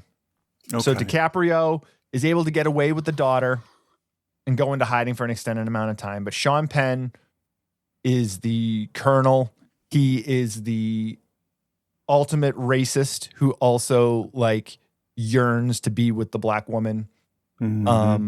And he's getting asked to be into this underground society that is basically like your Illuminati that runs everything, and they're super fucking racist, and they're super fucking everything, the fucking alt-right is, that's what they are, and that's what they're supposed to be. But his thing is like he needs to track down this daughter because there's a chance that the daughter could be his. And he can't have, a mulatto child if he's going to be going into this ultra racist organization. Oh, yeah. No, that's the Thomas Jefferson school of thought. That's the everything school of thought for everyone on that side. Yeah. But it's just, I was turned off by the runtime because it's almost 3 hours. Yeah. But I broke it up into 2 90-minute sittings essentially, and it worked good. So good. It's that good, man. I really wish that it wasn't. Because I don't like, we've talked about this so many times over the years. We've talked about it tonight. I don't like when somebody is like, no, man, this movie is fucking amazing. We just talked about it with It or with, whatever, when it was like, oh, it's so fucking good. And then nobody ever talks about it again. Yeah. No, this is good. This will be up in the Oscars, I'm sure. Okay. So yeah, one battle after another. All right. Your number 2. We're going to do Scott's list after our number 2s. Okay. My number 2 I watched yesterday. And it's one of those, like you said, like, oh my God, this is amazing. Everybody needs to blah, blah, blah, blah, blah. And I felt like I got burned a little bit with Long Legs. Mm-hmm. It wasn't what I was thinking it was going to be. It was, I don't know, something. It was something. And I probably need to watch it again. This was what I expected Long Legs to be, this movie. And this movie is one we've talked about for a second, and it's Weapons. It's fucking fantastic. Right? Yeah. I mean, okay. I thought we disconnected about it earlier. Yeah. I mean, I had been putting it off because of the subject matter. Missing kids is never fun. But the amount of stars in this, because I watched the trailer for it and then I didn't really remember specifics. So when like Josh Brolin and Benedict Wong show up and everything, I'm like, oh, okay. All right, good. I know these people. I'm okay here. Thanos will take care of it. Silver Surfer's got it. But it's one of those mystery will unfold as the movie goes along. It's told out of order for a reason, and it's horrific. When you really sit down and think about the ability the villain has in this, it should be the most terrifying thing in the world. Because you're not, I mean, kids run away. Obviously, they don't run away because they want to, right? No kid's going to get up and run away in the middle of the night because they want to in their pajamas. But the bad guy in this can make you do pretty much whatever you want. And that's horrifying to me. And it's so fast. That was the other thing that scared me about this. Like, characters will interact and they'll come back different, but they've only been gone for like 2 seconds or 2 minutes. But then you see step by step some things and you're like, oh, that's why it's so oh shit. You can get anybody in that amount of time. Like, they don't even have to be paid. Like, it's just this is a really difficult one to not talk too much about and give stuff away. Yeah, no, I get it. I tried to do it a little while ago, so. Yeah, this was one that I really thought was going to be a huge letdown because everybody was saying how great it was. And, mob mentality or bandwagon, or you really just did like it. I don't, whatever. But you hear it a lot. And yeah, that's off-putting to my mental programming. So that's why I waited until almost the last possible minute to watch it. But me and Nova and Ellen and I watched it, and we didn't talk through it. So that's a really good sign. It's engaging, man. It is, because the best thing it does is once one character's story starts to slow, they jump to another one so that other character can have their slow time off camera. Yeah. And then it starts off slow and builds up to where it needs to be to hit in the story. And it worked. And I thought the way they revealed everything through the, I was going to say choppy editing, but it's not. The editing's really good. Through the non-chronological editing, that does serve to enhance the way the story's being told and how you feel about certain characters and situations. And really, really well done. And it took me the entire movie to realize that cop was Han Solo. I didn't know. I like him. He's a decent actor. He's got good comedic timing and everything. But he played that cop fucking perfect. Yeah. Really good. Everybody in this was top notch. I mean, that's Weapons. If I had to give it a grade, is after less than 24 hours, really close to just a straight A, because it resolves and the reasons it's happening. It all tracks. It's all, none of it is like, well, wait, why this? There's probably an easy explanation for whatever question you would have. Yeah. But I don't have that many, except, are there others? Well, that's the only question. The prequel will hopefully tell some of those stories, and it's actually a prequel that I'm excited about. This is how far removed I am from what's going on. I didn't even know there was going to be a prequel. I'm all in. If I'm not mistaken, I'm pretty sure it was written to have this, like, you know what I mean? Like, it wasn't like, oh, this was successful. Okay, good. Come up with another idea. I think it was like, this was the plan. But good. Weapons was excellent, man. I thought it was great. And, ask me 6 months from now and it might be in my top 3. So, yeah. But my number 2, I think this moved up my list to this really high spot, really kind of based on recent events. And we haven't talked about Rob Reiner on the show at all, and the unfortunate series of events that led to the end of his wife and the end of his wife's life, which is just absolutely horrifying. My number 2 is Spinal Tap 2, The End Continues. Oh. And anyone that knows me knows that Spinal Tap is probably, if not my favorite comedy of all time. Because I felt as though it was such a good, like, send up of that time period of musicians and, like, heavy metal. Like, I mean, they were a heavy metal band, but, like, it was like making fun of, like, the Judas Priests. And it was like Kiss heavy metal. Yeah. And what's amazing that they were able to do with this sequel, and there's been other Spinal Tap things in the past. It's not like there was never anything, but this is the first official, like, feature sequel. You have all of your original guys came back for it. The 3 of them all came back. And, it's very much like that band from 1981 or whatever year it was that came out, like trying to do a reunion tour 30 something years later. Okay. The whole idea is them, it's been 15 years since they played together, which, if I'm not mistaken, 15 years ago was when they did that TV special. If I'm not mistaken, I could be, but it doesn't matter. Okay. We can throw it all out.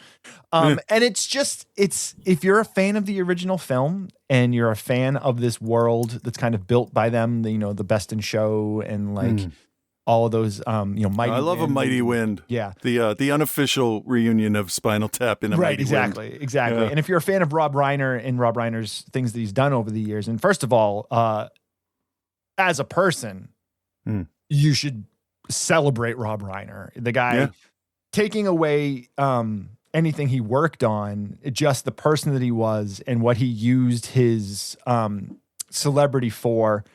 And, speaking out for, gay and trans rights and, equal pay and all of the things that he went out there and, stood on the shield for, which so many people just don't, is just amazing. And then you look at, not just the directing work, but the acting, like, can go all the way back to All in the Family back in the day, which, watching it now and knowing kind of the person he became, like, that character kind of was him, fighting Archie on the racist stuff. And, like, it's, I mean, he was an older gentleman. He was in his 80s. So it's not like he was, taken before his time or anything like that. But being murdered by your own child, I can't think of a fucking worse way to go out. I've tried not to think about it because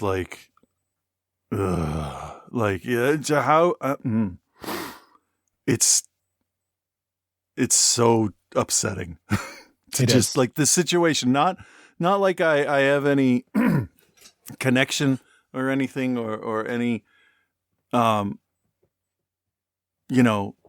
don't, this is tough not to sound like an asshole, right? No, I get you.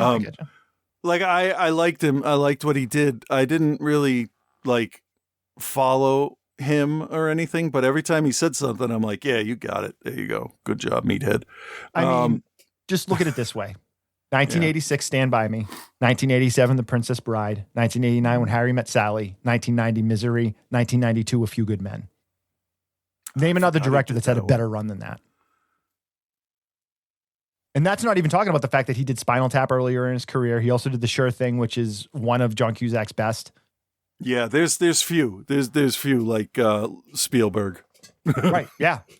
Oh, he should absolutely be discussed, in those Francis Ford Coppola. Yeah. Scorsese. But he made comedies. That's like a step up from horror movies as far as the Academy's concerned and everything. He never made a horror. Well, I mean, Misery's a horror movie, but Princess Bride is one of the greatest fantasy comedies ever made. Yeah.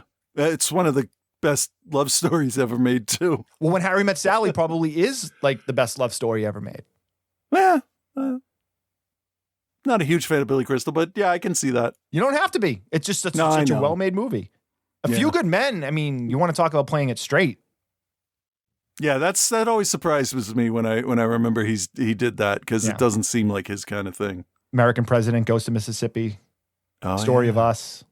I mean, yeah, the guy was not only an amazing person, but also an amazing actor, amazing director, amazing writer, all of those things. And Spinal Tap 2, I feel like for it to be his last film, is pretty a pretty good way to go out. Yeah. It's not the greatest, it's, it is what it is. If you're a fan of Spinal Tap, you're going to enjoy the shit out of it. But it's, it's not his best movie, but it just, with the timing and the way this year has gone, getting to see that, and he's part of it. He plays the Marty DiBergi character in it. So he's in the film. Good. He plays that same character that he plays in the original. And it's just like this really nice continuation 30 something years later, 40 years later, however long it is. And it's well done. And if you're a fan, you're going to love it.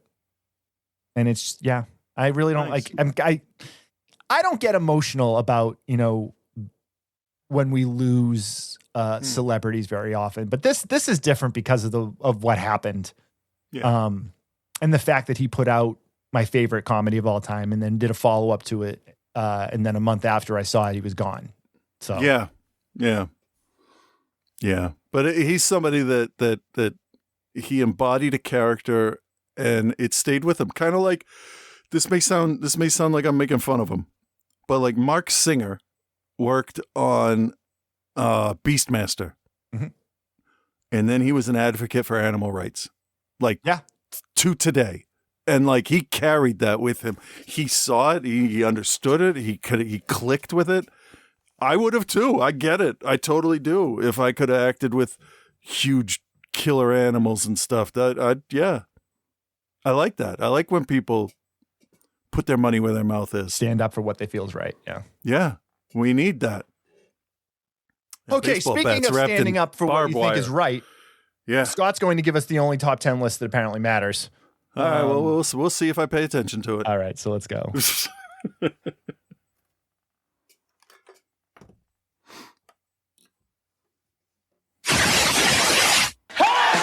Thank God Christmas is over, but New Year's is upon us. So Happy New Year's. Happy holidays, everyone. Fucking Nazis.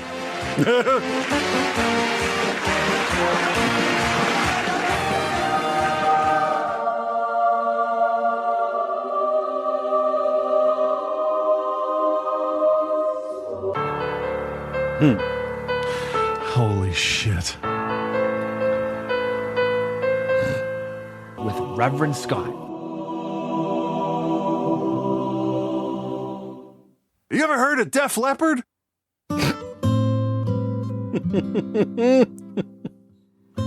Happy New Year's, Bill and Chris. This is Reverend Scott. He's the fucking devil. And I don't say that lightly. Nope, I'm there with you, man. Me too. A murderous, genocidal monster that's trying to bring about the end of the world through biblical prophecy. And that is shit I only ever expected to quote from a fucking Ghostbusters movie. Well, Chris, sorry to say there's no new Ghostbusters movie this year, but I did see a lot of good movies and a lot of bad ones too. So instead of my usual review, I'm going to follow suit with you guys and present to you your new Our top 10 films of 2025. Now look, I get that those movies you mentioned at the beginning of the show were just placeholders until you could hear my list. I get that. But now you have to replace your list with what you're about to hear. Okay, well, I guess I just have to accept this. Sell out. Of course you do. And if you're really good, I'll also give you my top 10 worst movies of 2025 to ring in the new year with all the negativity and hatred this country truly deserves. Good. That's it. I'm happy. Fine. And let me start by saying just because a movie is higher on my list doesn't mean it's necessarily a better movie. I just liked it more. Or it just resonated with me more. Also, because it's a better movie. That being said, I saw 54 new movies this year that I can remember. So this wasn't exactly easy. So let's get a few honorable mentions out of the way to start. Beginning with The Naked Gun. Yay. Hilarious parody, which I gave an A- in episode 906. And The Amateur, which also got an A- in episode 890. And The Toxic Avenger Unrated, which in episode 910 I gave a B+, and Zootopia 2, which I mentioned in episode 923, but I didn't get a chance to grade it because of some other fucking movie. But it probably would got a straight B or maybe even a B+. You never know. But they were all worth a watch, but they just didn't quite make the cut. Did I like this? Yes. Did I love it? Almost. Almost. And at number 10 was a fresh concept, and I really appreciated the wit and humor and the premise of Companion. I gave that an A- on episode 880. It's not exactly a horror per se, but it's scary because one day the world will be like that for real. Dude, you should have fucked that robot. Yep. And my number 9 is a twofer. Both these flicks were a riot to watch, not particularly deep, but they're uplifting in a very violent way. And those are The Monkey, which I give an A- to in episode 883, and Sisu Road to Revenge, which also got an A- in 922. I love me some feel-good flicks. I had a lot of fun watching it. A lot of fun. And at number 8, and I almost put it higher, but I'll refrain from doing that because it's still very fresh in my mind, and that's the movie Silent Night, Deadly Night. Gave that an A- all the way back in episode 924 last week. And if you haven't noticed already, the bar to entry to my top 10 is an A-. There's some pretty stiff competition this year. And my number 7 also could have been higher, and what starts out as a fun, mostly lighthearted, music-filled glimpse into the past slowly makes you feel more and more uneasy until you're thinking, Things are weird. Things are just a little off. That's when Sinners turns into a vampire-filled bloodfest. I gave that one an A- in episode 891. It's still rocking like a 97% on Rotten Tomatoes too, so That's good. they all listen to me apparently. Yeah. But even more fun because it's a character I love and a franchise I'm cautiously optimistic about. It's my number 6, Superman, which got an A- on episode 903. I love that even the most minor character in this might eventually play a huge part in some place in the future of DC. Super fucking deliberate. Like everything is It deliberate. has to be. This isn't a slap together thing. No. It's definitely not. My number 5 also has me excited for the future. The Fantastic Four First Steps is the second best Fantastic Four film ever made after The Incredibles. So much so that I gave it a straight A in episode 905. The best part is, between potential time travel and dimensional travel, you never have to fully worry about having to tell the filmmakers, You just fucked your whole story. Yeah. My number 4 is one of the only non-feel-good movies on my list. But Bring Her Back was so powerful, impactful, and moving that I couldn't deny giving it a straight A in episode 897. It had shock value, but the emotional scenes left even more of a lasting impact in my memory beyond any blood and gore. Just be warned, it can definitely hurt your already low opinion of humanity. So I don't expect anybody to do the right thing anymore. There are a few people out there that I am expecting it from, but there's not enough. Oh shit, top 3 time. These final 3 likely won't surprise anybody, but here we go anyway. In a very uneven movie franchise, a competent, action-packed, fun, gory sequel that explores lore that's never been discussed before in the entire franchise goes a long way for me. And of course, I'm talking about Five Nights at Freddy's 2. What the fuck did you say to me? Wow, that's high. Fuck that movie. It was boring and stupid. My number 3 is, of course, Predator Badlands. I give it a straight A in episode 920. The Predator just does everything you want him to do in that. Except stupid shit like keeping people alive. And at number 2 is a film that may not deserve to be this high on anyone's list unless you know me. And I certainly know me. And it's Final Destination Bloodlines. It's one of the best in the whole series. It's up there with part 2 for me. And I gave it a straight A in episode 895. I bought it on 4K. It's sitting on my shelf and I can't wait to watch it again. That was fun, and that's all I wanted out of it. I just wanted something dumb and fun. That leaves me with my number 1. If you heard my review of it getting a straight A in episode 907, this shouldn't be any surprise, and it's Weapons. It's fucking great. What more can I say? It was a movie that the moment I left the theater, I just knew that was my number 1. Nothing was going to top it. It was kind of like the year that I saw Godzilla -1. Did I like this? Yes. Did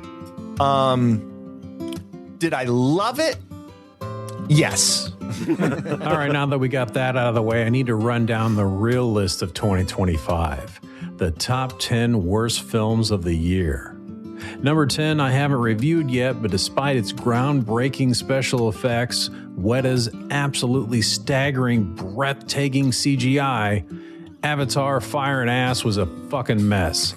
It did absolutely nothing new with the story besides adding a new, hot, crazy, fire-obsessed Na'vi girlfriend.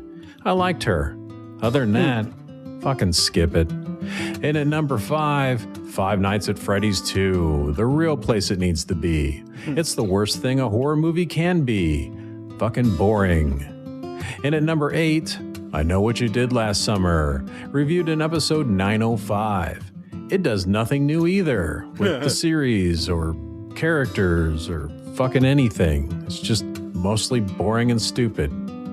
And at number 7 is Eddington. No amount of gratuitous Joaquin Phoenix penis shots could fix this untimely COVID conspiracy movie. Also, do you want to see my penis? Not now, Bill, I'm busy. And at number 6, 28 years later, reviewed in episode 901. No amount of gratuitous zombie penis could fix this disappointing mess of a sequel. Penis snake. I can never forget a penis snake. Plus a zombie baby. Jesus fucking Christ. And at number 5, I tried to warn Bill in episode 913 how disappointed I was in the movie Him, but he watched it anyway. Such wasted potential with that movie. Obviously, it worked out until it didn't work out anymore. Number 4 was low budget, but that's still no excuse for such a shitty theater movie.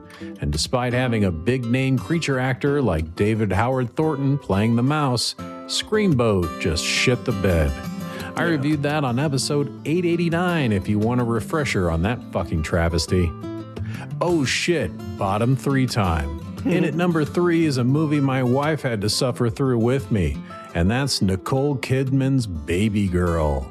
I reviewed it in episode 877. And while I do remember it was embarrassing and terrible to watch with Nicole Kidman licking milk out of a bowl and the acting was bad and the story was stupid, I actually barely remember this movie now, which is probably for the best. I forgot what my point was. I hate that. It's all right. My number 2 is a movie I've actually seen praise for online for some fucking reason, because Clown in a Cornfield was absolute Chris. trash. I didn't watch that many. I said that in the beginning. 94. And if even one person avoids seeing that piece of shit because of my review, it was all worth it. It had some potential, but just fucking shit the bed. And speaking of shit the bed, finally you have to know what my number 1 worst movie of 2025 was. From only 2 weeks ago on episode 923, ruining magic for everyone across the world, now you fucking see me, now you fucking don't. And God, I wish I fucking hadn't. And it thinks it's really fucking smart. Okay. And it's really not. No, it's fucking dumb. Okay, I think that'll do it for me. While it's still technically 2025 as I record this, most probably won't hear this until 2026. So happy New Year's, everyone. Well, except for that one man. For real, not Zach Baggins, whatever his name is over there. I'm sorry. Zach Baggins. Don't worry, Chris. I bleeped out that slip of the tongue. I'm not heartless.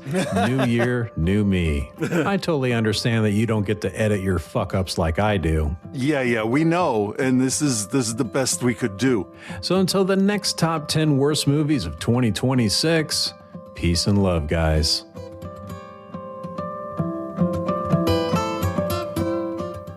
Zach Baggins. Zach Baggins. Back Zach Zaggins. Sack Taggins. Sack Saggins. Zach Baggins. Zach Baggins. Zach Baggins. Zach Baggins. Zach Bagans. Zach Baggins. What's up? I'm Zach Baggins. This is Sack Baggins. Sack Gaggins. I'm crack Uggins.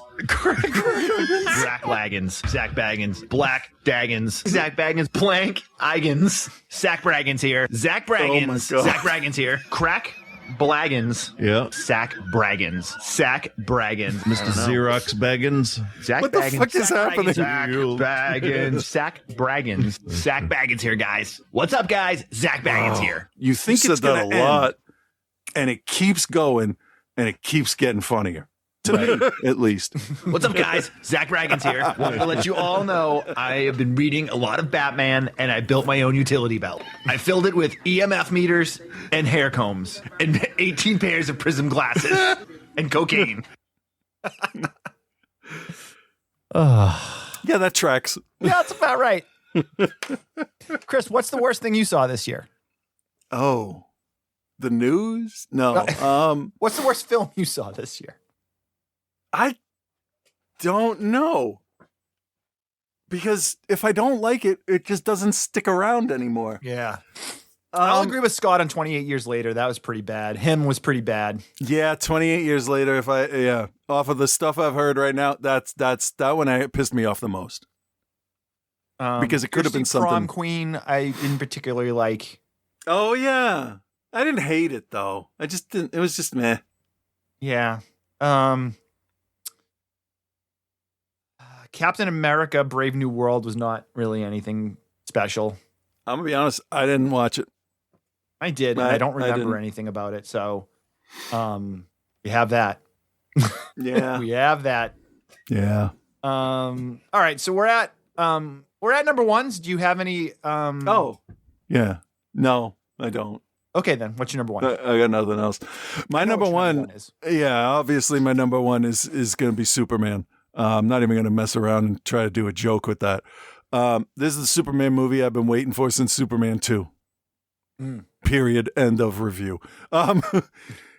David Cornsweet is phenomenal as Clark Kent and Kal-El. It's just Brandon Routh was really good too. I want to give him credit. It was the story and the director, I think, that fucked that one up. Yep.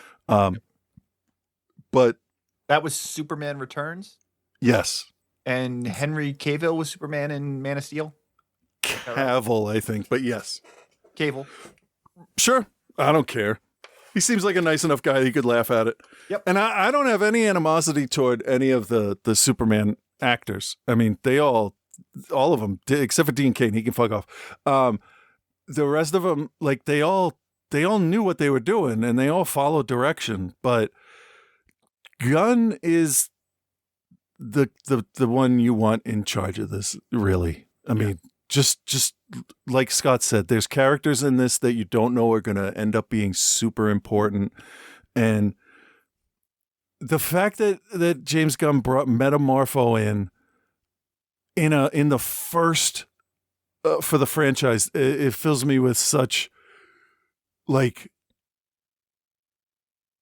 ease, I guess. Like, okay, he knows. Like when he said, "I'm gonna make a thing with Guardians of the Galaxy," and everybody's like, "Oh, talking raccoon in a tree."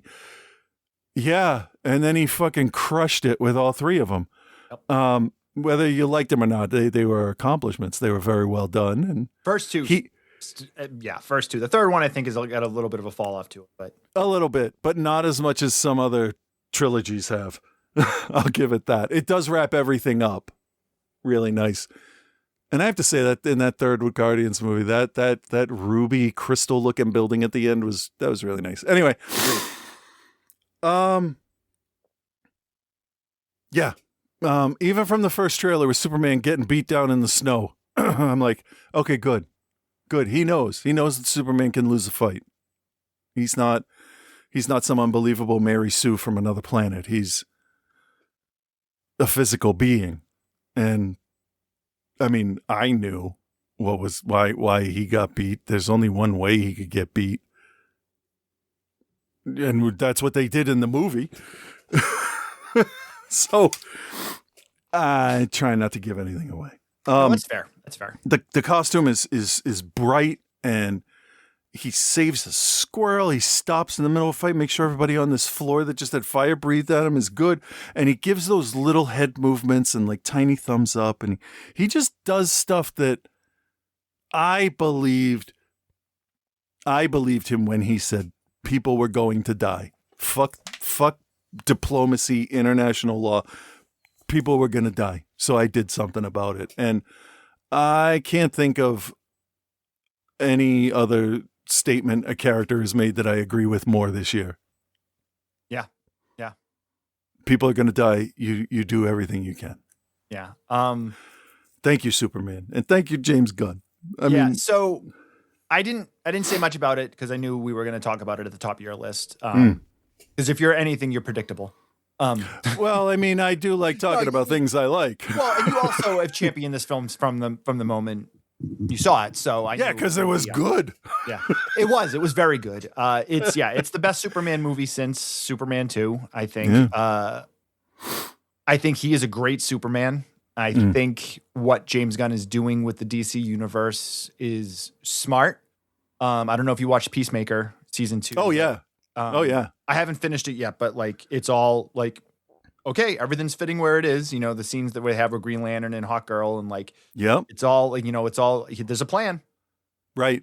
And unlike they did with the DC universe before he came aboard, he's not rushing things. Right. He knows he's going to take a decade to really get to where they need to get to. Yeah. He knows he has to fix a bunch of problems from things that were created before he got there. Yeah, he needs to show the fans that you can trust what they're doing. And I think after Creature Commandos and G.I. Robot showing up, nobody has anything to worry about their favorite, background character getting some decent screen time. That's got to happen. This is his thing. This is like some people are nuclear physicists. He is a comic book movie maker, and I don't think that he has any problem with that. Yeah. But what he also does in this, which is very tough to do, is he also gives us a real kind of look at what we are as Americans right now, too, with how quickly we forget what someone has done for you and turn on them based on the opinion of somebody else. Yeah. And the Lex Luthor character in this is the perfect example of like, this guy's a scumbag, but for some reason, everyone's like, hey, well, we forgot about all that other shit you did, and now we hate Superman because he made one fuck up, despite the fact that he's helped so many. Because Superman is an alien, so xenophobia, right? Yep. I would have, because this was me in the movie when I was watching it. I wasn't in the movie when I was in the headspace of the movie watching it, right? And then like he says, "Oh yeah, we translated this." I'm like, "How the fuck did you translate it from a language you've never heard before?" Like, there's so much to figure out. And I granted, okay, DC Universe, yeah, fine. There's brilliant people and they can figure that out. But also, this is Lex Luthor saying this shit that his parents said. I don't trust that at all. Don't trust the bad guy. Don't be that person. Don't vote for him. Don't listen to the bad guys. But we I do. can't say that enough.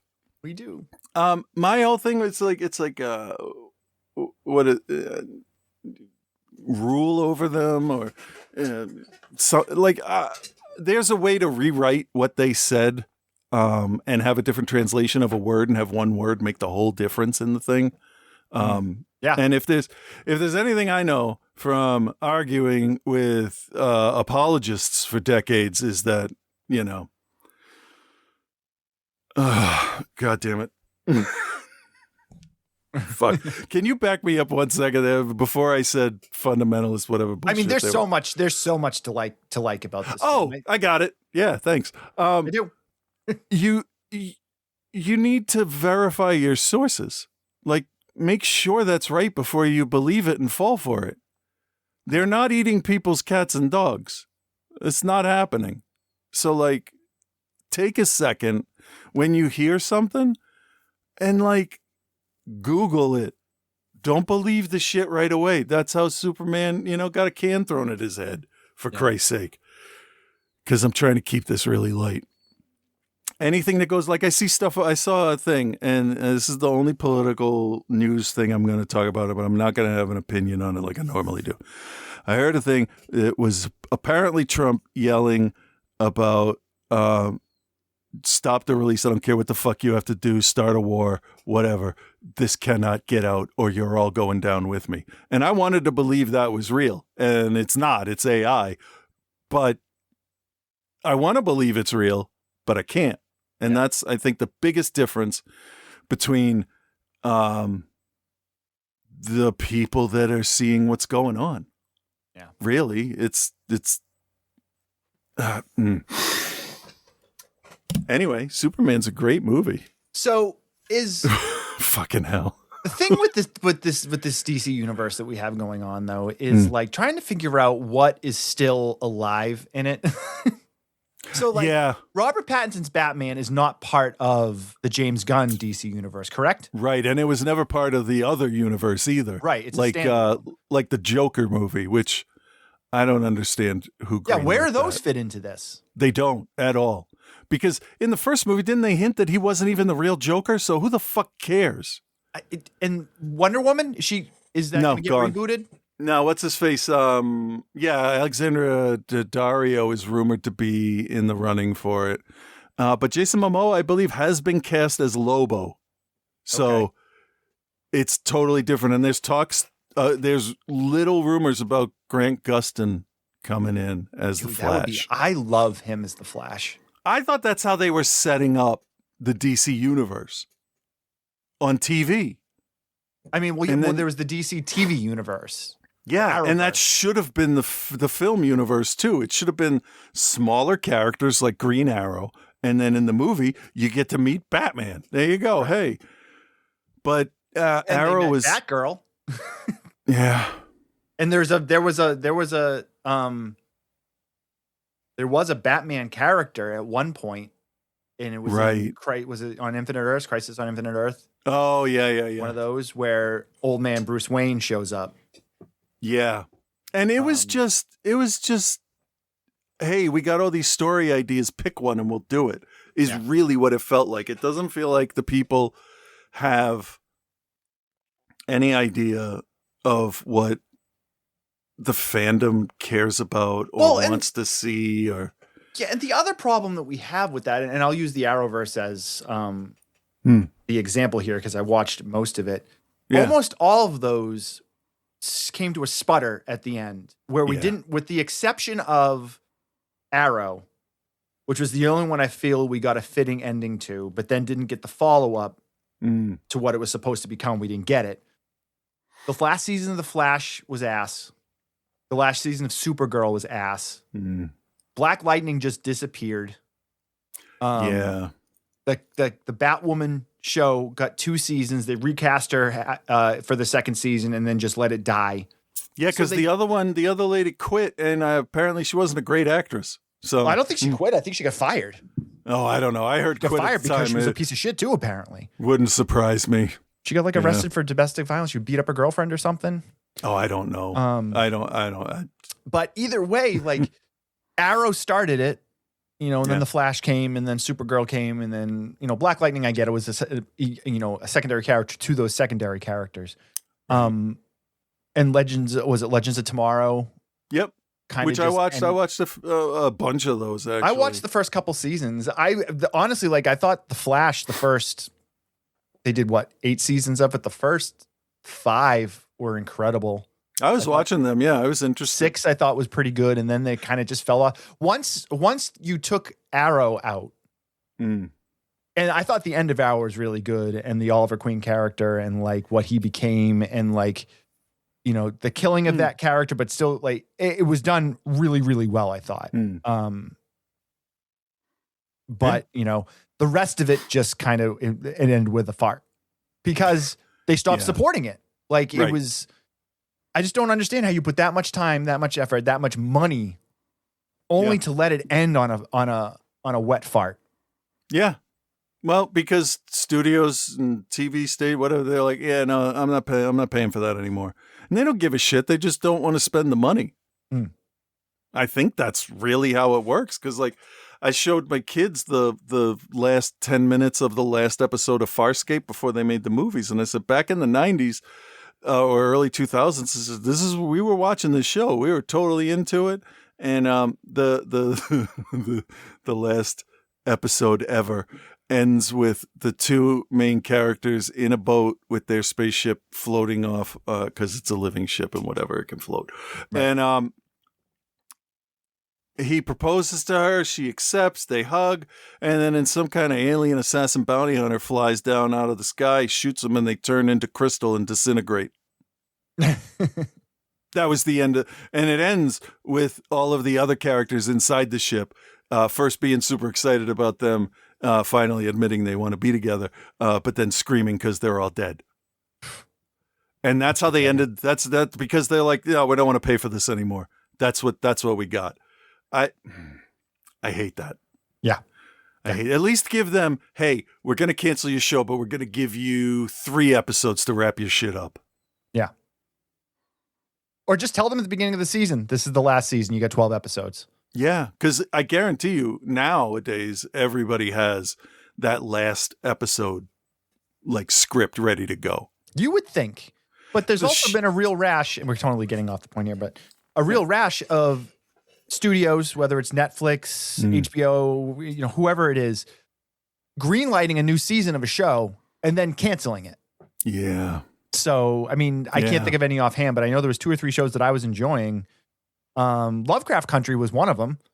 Oh, yeah. They greenlit a second season, and then after the first season ended, they decided to not do it. But either way, all right. Your number 1, Superman, great film. Gives me a lot of hope for the DC universe moving forward. Hope in general. I was in a better mood when I finished watching it. So yeah, I get it. Yeah. Okay, we needed it. I needed it. If you've been paying attention to what has been mentioned and what I have not gone back to, you've been able to figure out what my number 1 is. It's the film that just still sits under my skin after watching it. The director has been on a roll. My number 1 is Sinners. Ryan Coogler is just been on fire. The last probably decade at this point. Yeah. Right. Yeah. He did Sinners this year. He did Black Panther. He did Black Panther 2. He did Creed, and then he produced the other Creed films. So he's just been he's been on. He's making a name for himself. He is, because he's consistent. Yeah. It's consistent. Everything is of high quality. And Sinners, I know I went nuts over it when we did the review of it. And that scene in the barn where the music takes everything over and everything flows in and out is still just one of the most incredible scenes I've seen in a really long time. Yeah. And Ryan Coogler does a really, really good job of understanding what he's trying to do here. At no point did Hmm. I feel like the film got ahead of the crew, because it's Okay. a pretty dense, dark story. So much racism overtones and the racial idea of what things were going on at that time period in the 1930s. Hmm. The twin brothers of Michael B. Jordan playing both parts that he does masterfully. He's another one that has just really been fucking great the last few years. In the beginning, I didn't think he would have the range to do things like that, but I was wrong. Yeah, So, I mean, Creed, he's incredible in Creed. He was incredible in Black Panther. No, He's just fucking great. he's gonna be one of the big names. Yeah, it already is. I think he already is. Oh no, I meant like of all time. He has the potential to be one of them. Yeah, Yeah. I agree. I look forward to him later in his career when he starts doing direct-to-video action films. Yeah, Michael B. Jordan is the stopper. yeah. You're gonna stop what you're doing, or I'm gonna stop you. Somebody write that. Not AI. It's already written. But no, Sinners. The effects are incredible. The feel is incredible. The whole idea of the Irish vampires and they're coming in and they've been not racially, but they've been I guess you could look at it that way. They're marginalized. They're marginalized, and they go to the juke hall, and they go to all the African American workers that are slaves that have been freed, and you guys have never gotten your shot. Come with us, and you can have everything you ever want. And I mean, that's a pretty enticing offer.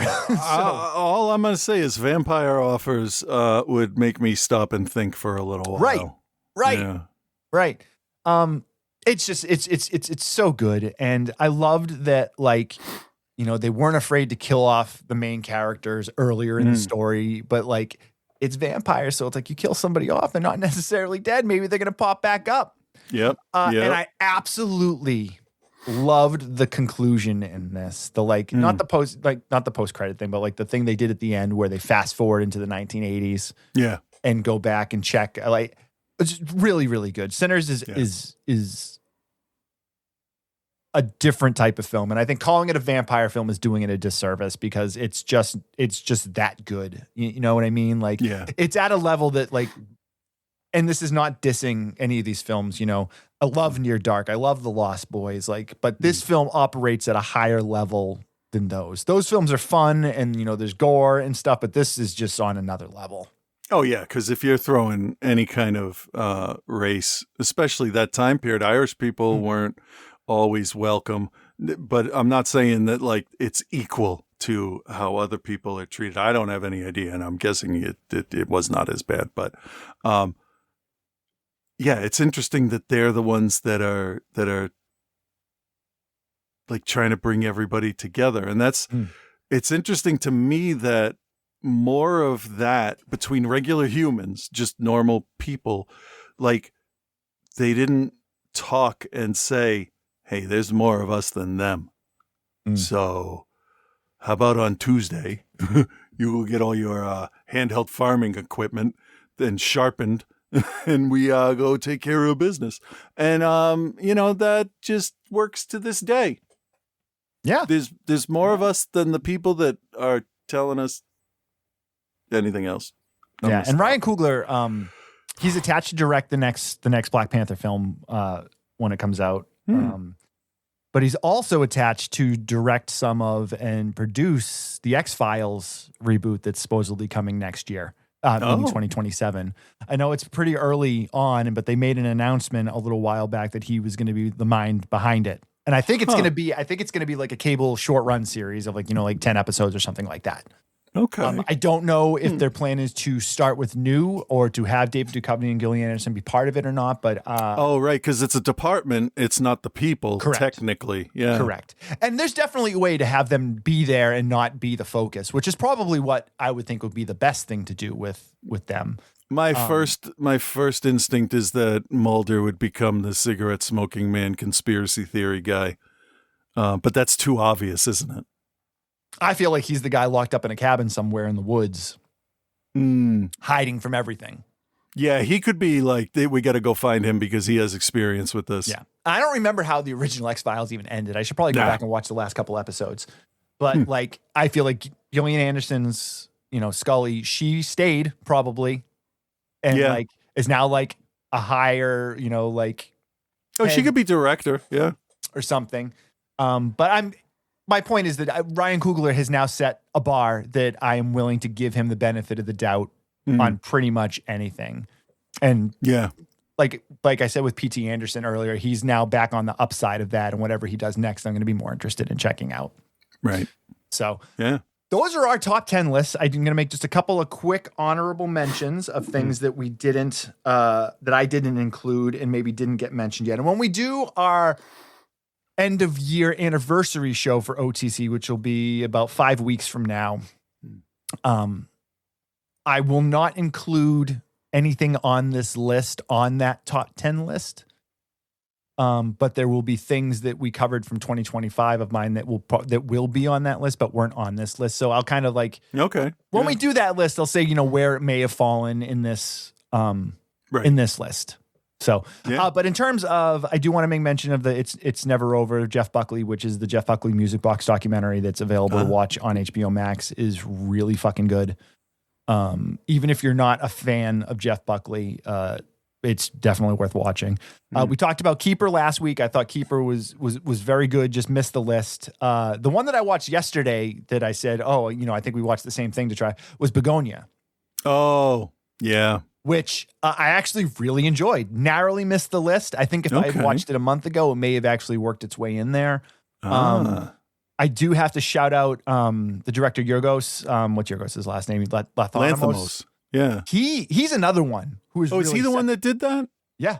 Yeah. Oh, he directed that. Yeah. I should have watched that. He's really set the bar. Going back to Dogtooth being the one that really we were like, oh shit, what the fuck's this? But you forget he did Killing a Sacred Deer. He did The Lobster. Yeah, Lobster was weird. He's a really interesting filmmaker. And if you've seen the previews for Begonia, it's not going to do it justice. Not going to do it justice. Okay. Running through things here. A lot of documentaries this year. Yeah. The Conjuring Last Rites, for some reason I watched it and it was garbage. Oh, well, yeah. Nevermore, the Raven Story documentary about wrestler Raven, which is available on Prime Video. One of the better wrestling documentaries I've seen recently because it's no frills, no bullshit, just is what it is. Okay. House of Eden was probably the worst thing I watched all year. That's up there. I couldn't get through Eddington. I didn't watch it. Eddington is the new Ari Aster movie. Ari Aster.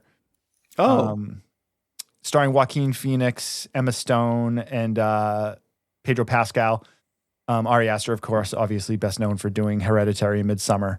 But this is a very different movie. It basically takes place during the pandemic in a small New Mexican town where Joaquin Phoenix plays the sheriff and he plays the guy that's like anti-mask, anti-vaxxer type character who wants to decide to run for mayor. And Pedro Pascal is the current mayor who is very much wear your mask, do your best to spread, not spread. And things get fucking crazy. But it is also 2 hours and 30 minutes long. And I got about an hour and 10 minutes into it. And I was like, I need to take a break. And I just didn't come back to it. Okay. So Jurassic World Rebirth, I thought was solid for what it was. Couple that I'm going to talk about when we do the end of year list, and just skimming through here. Friendship was pretty good if you like the weird quirky humor, which is it was Paul Rudd and what's his name, Tim Robinson from. Oh yeah, he's really a master of uncomfortable. So good at everything. Yeah. So good at it. And I will also mention that I really did enjoy Final Destination Bloodlines, another one that kind of narrowly missed my list. So nice. That's kind of the stuff there. You got anything else you want to make mention of? Yeah, I got to pee. All right. Let's do it.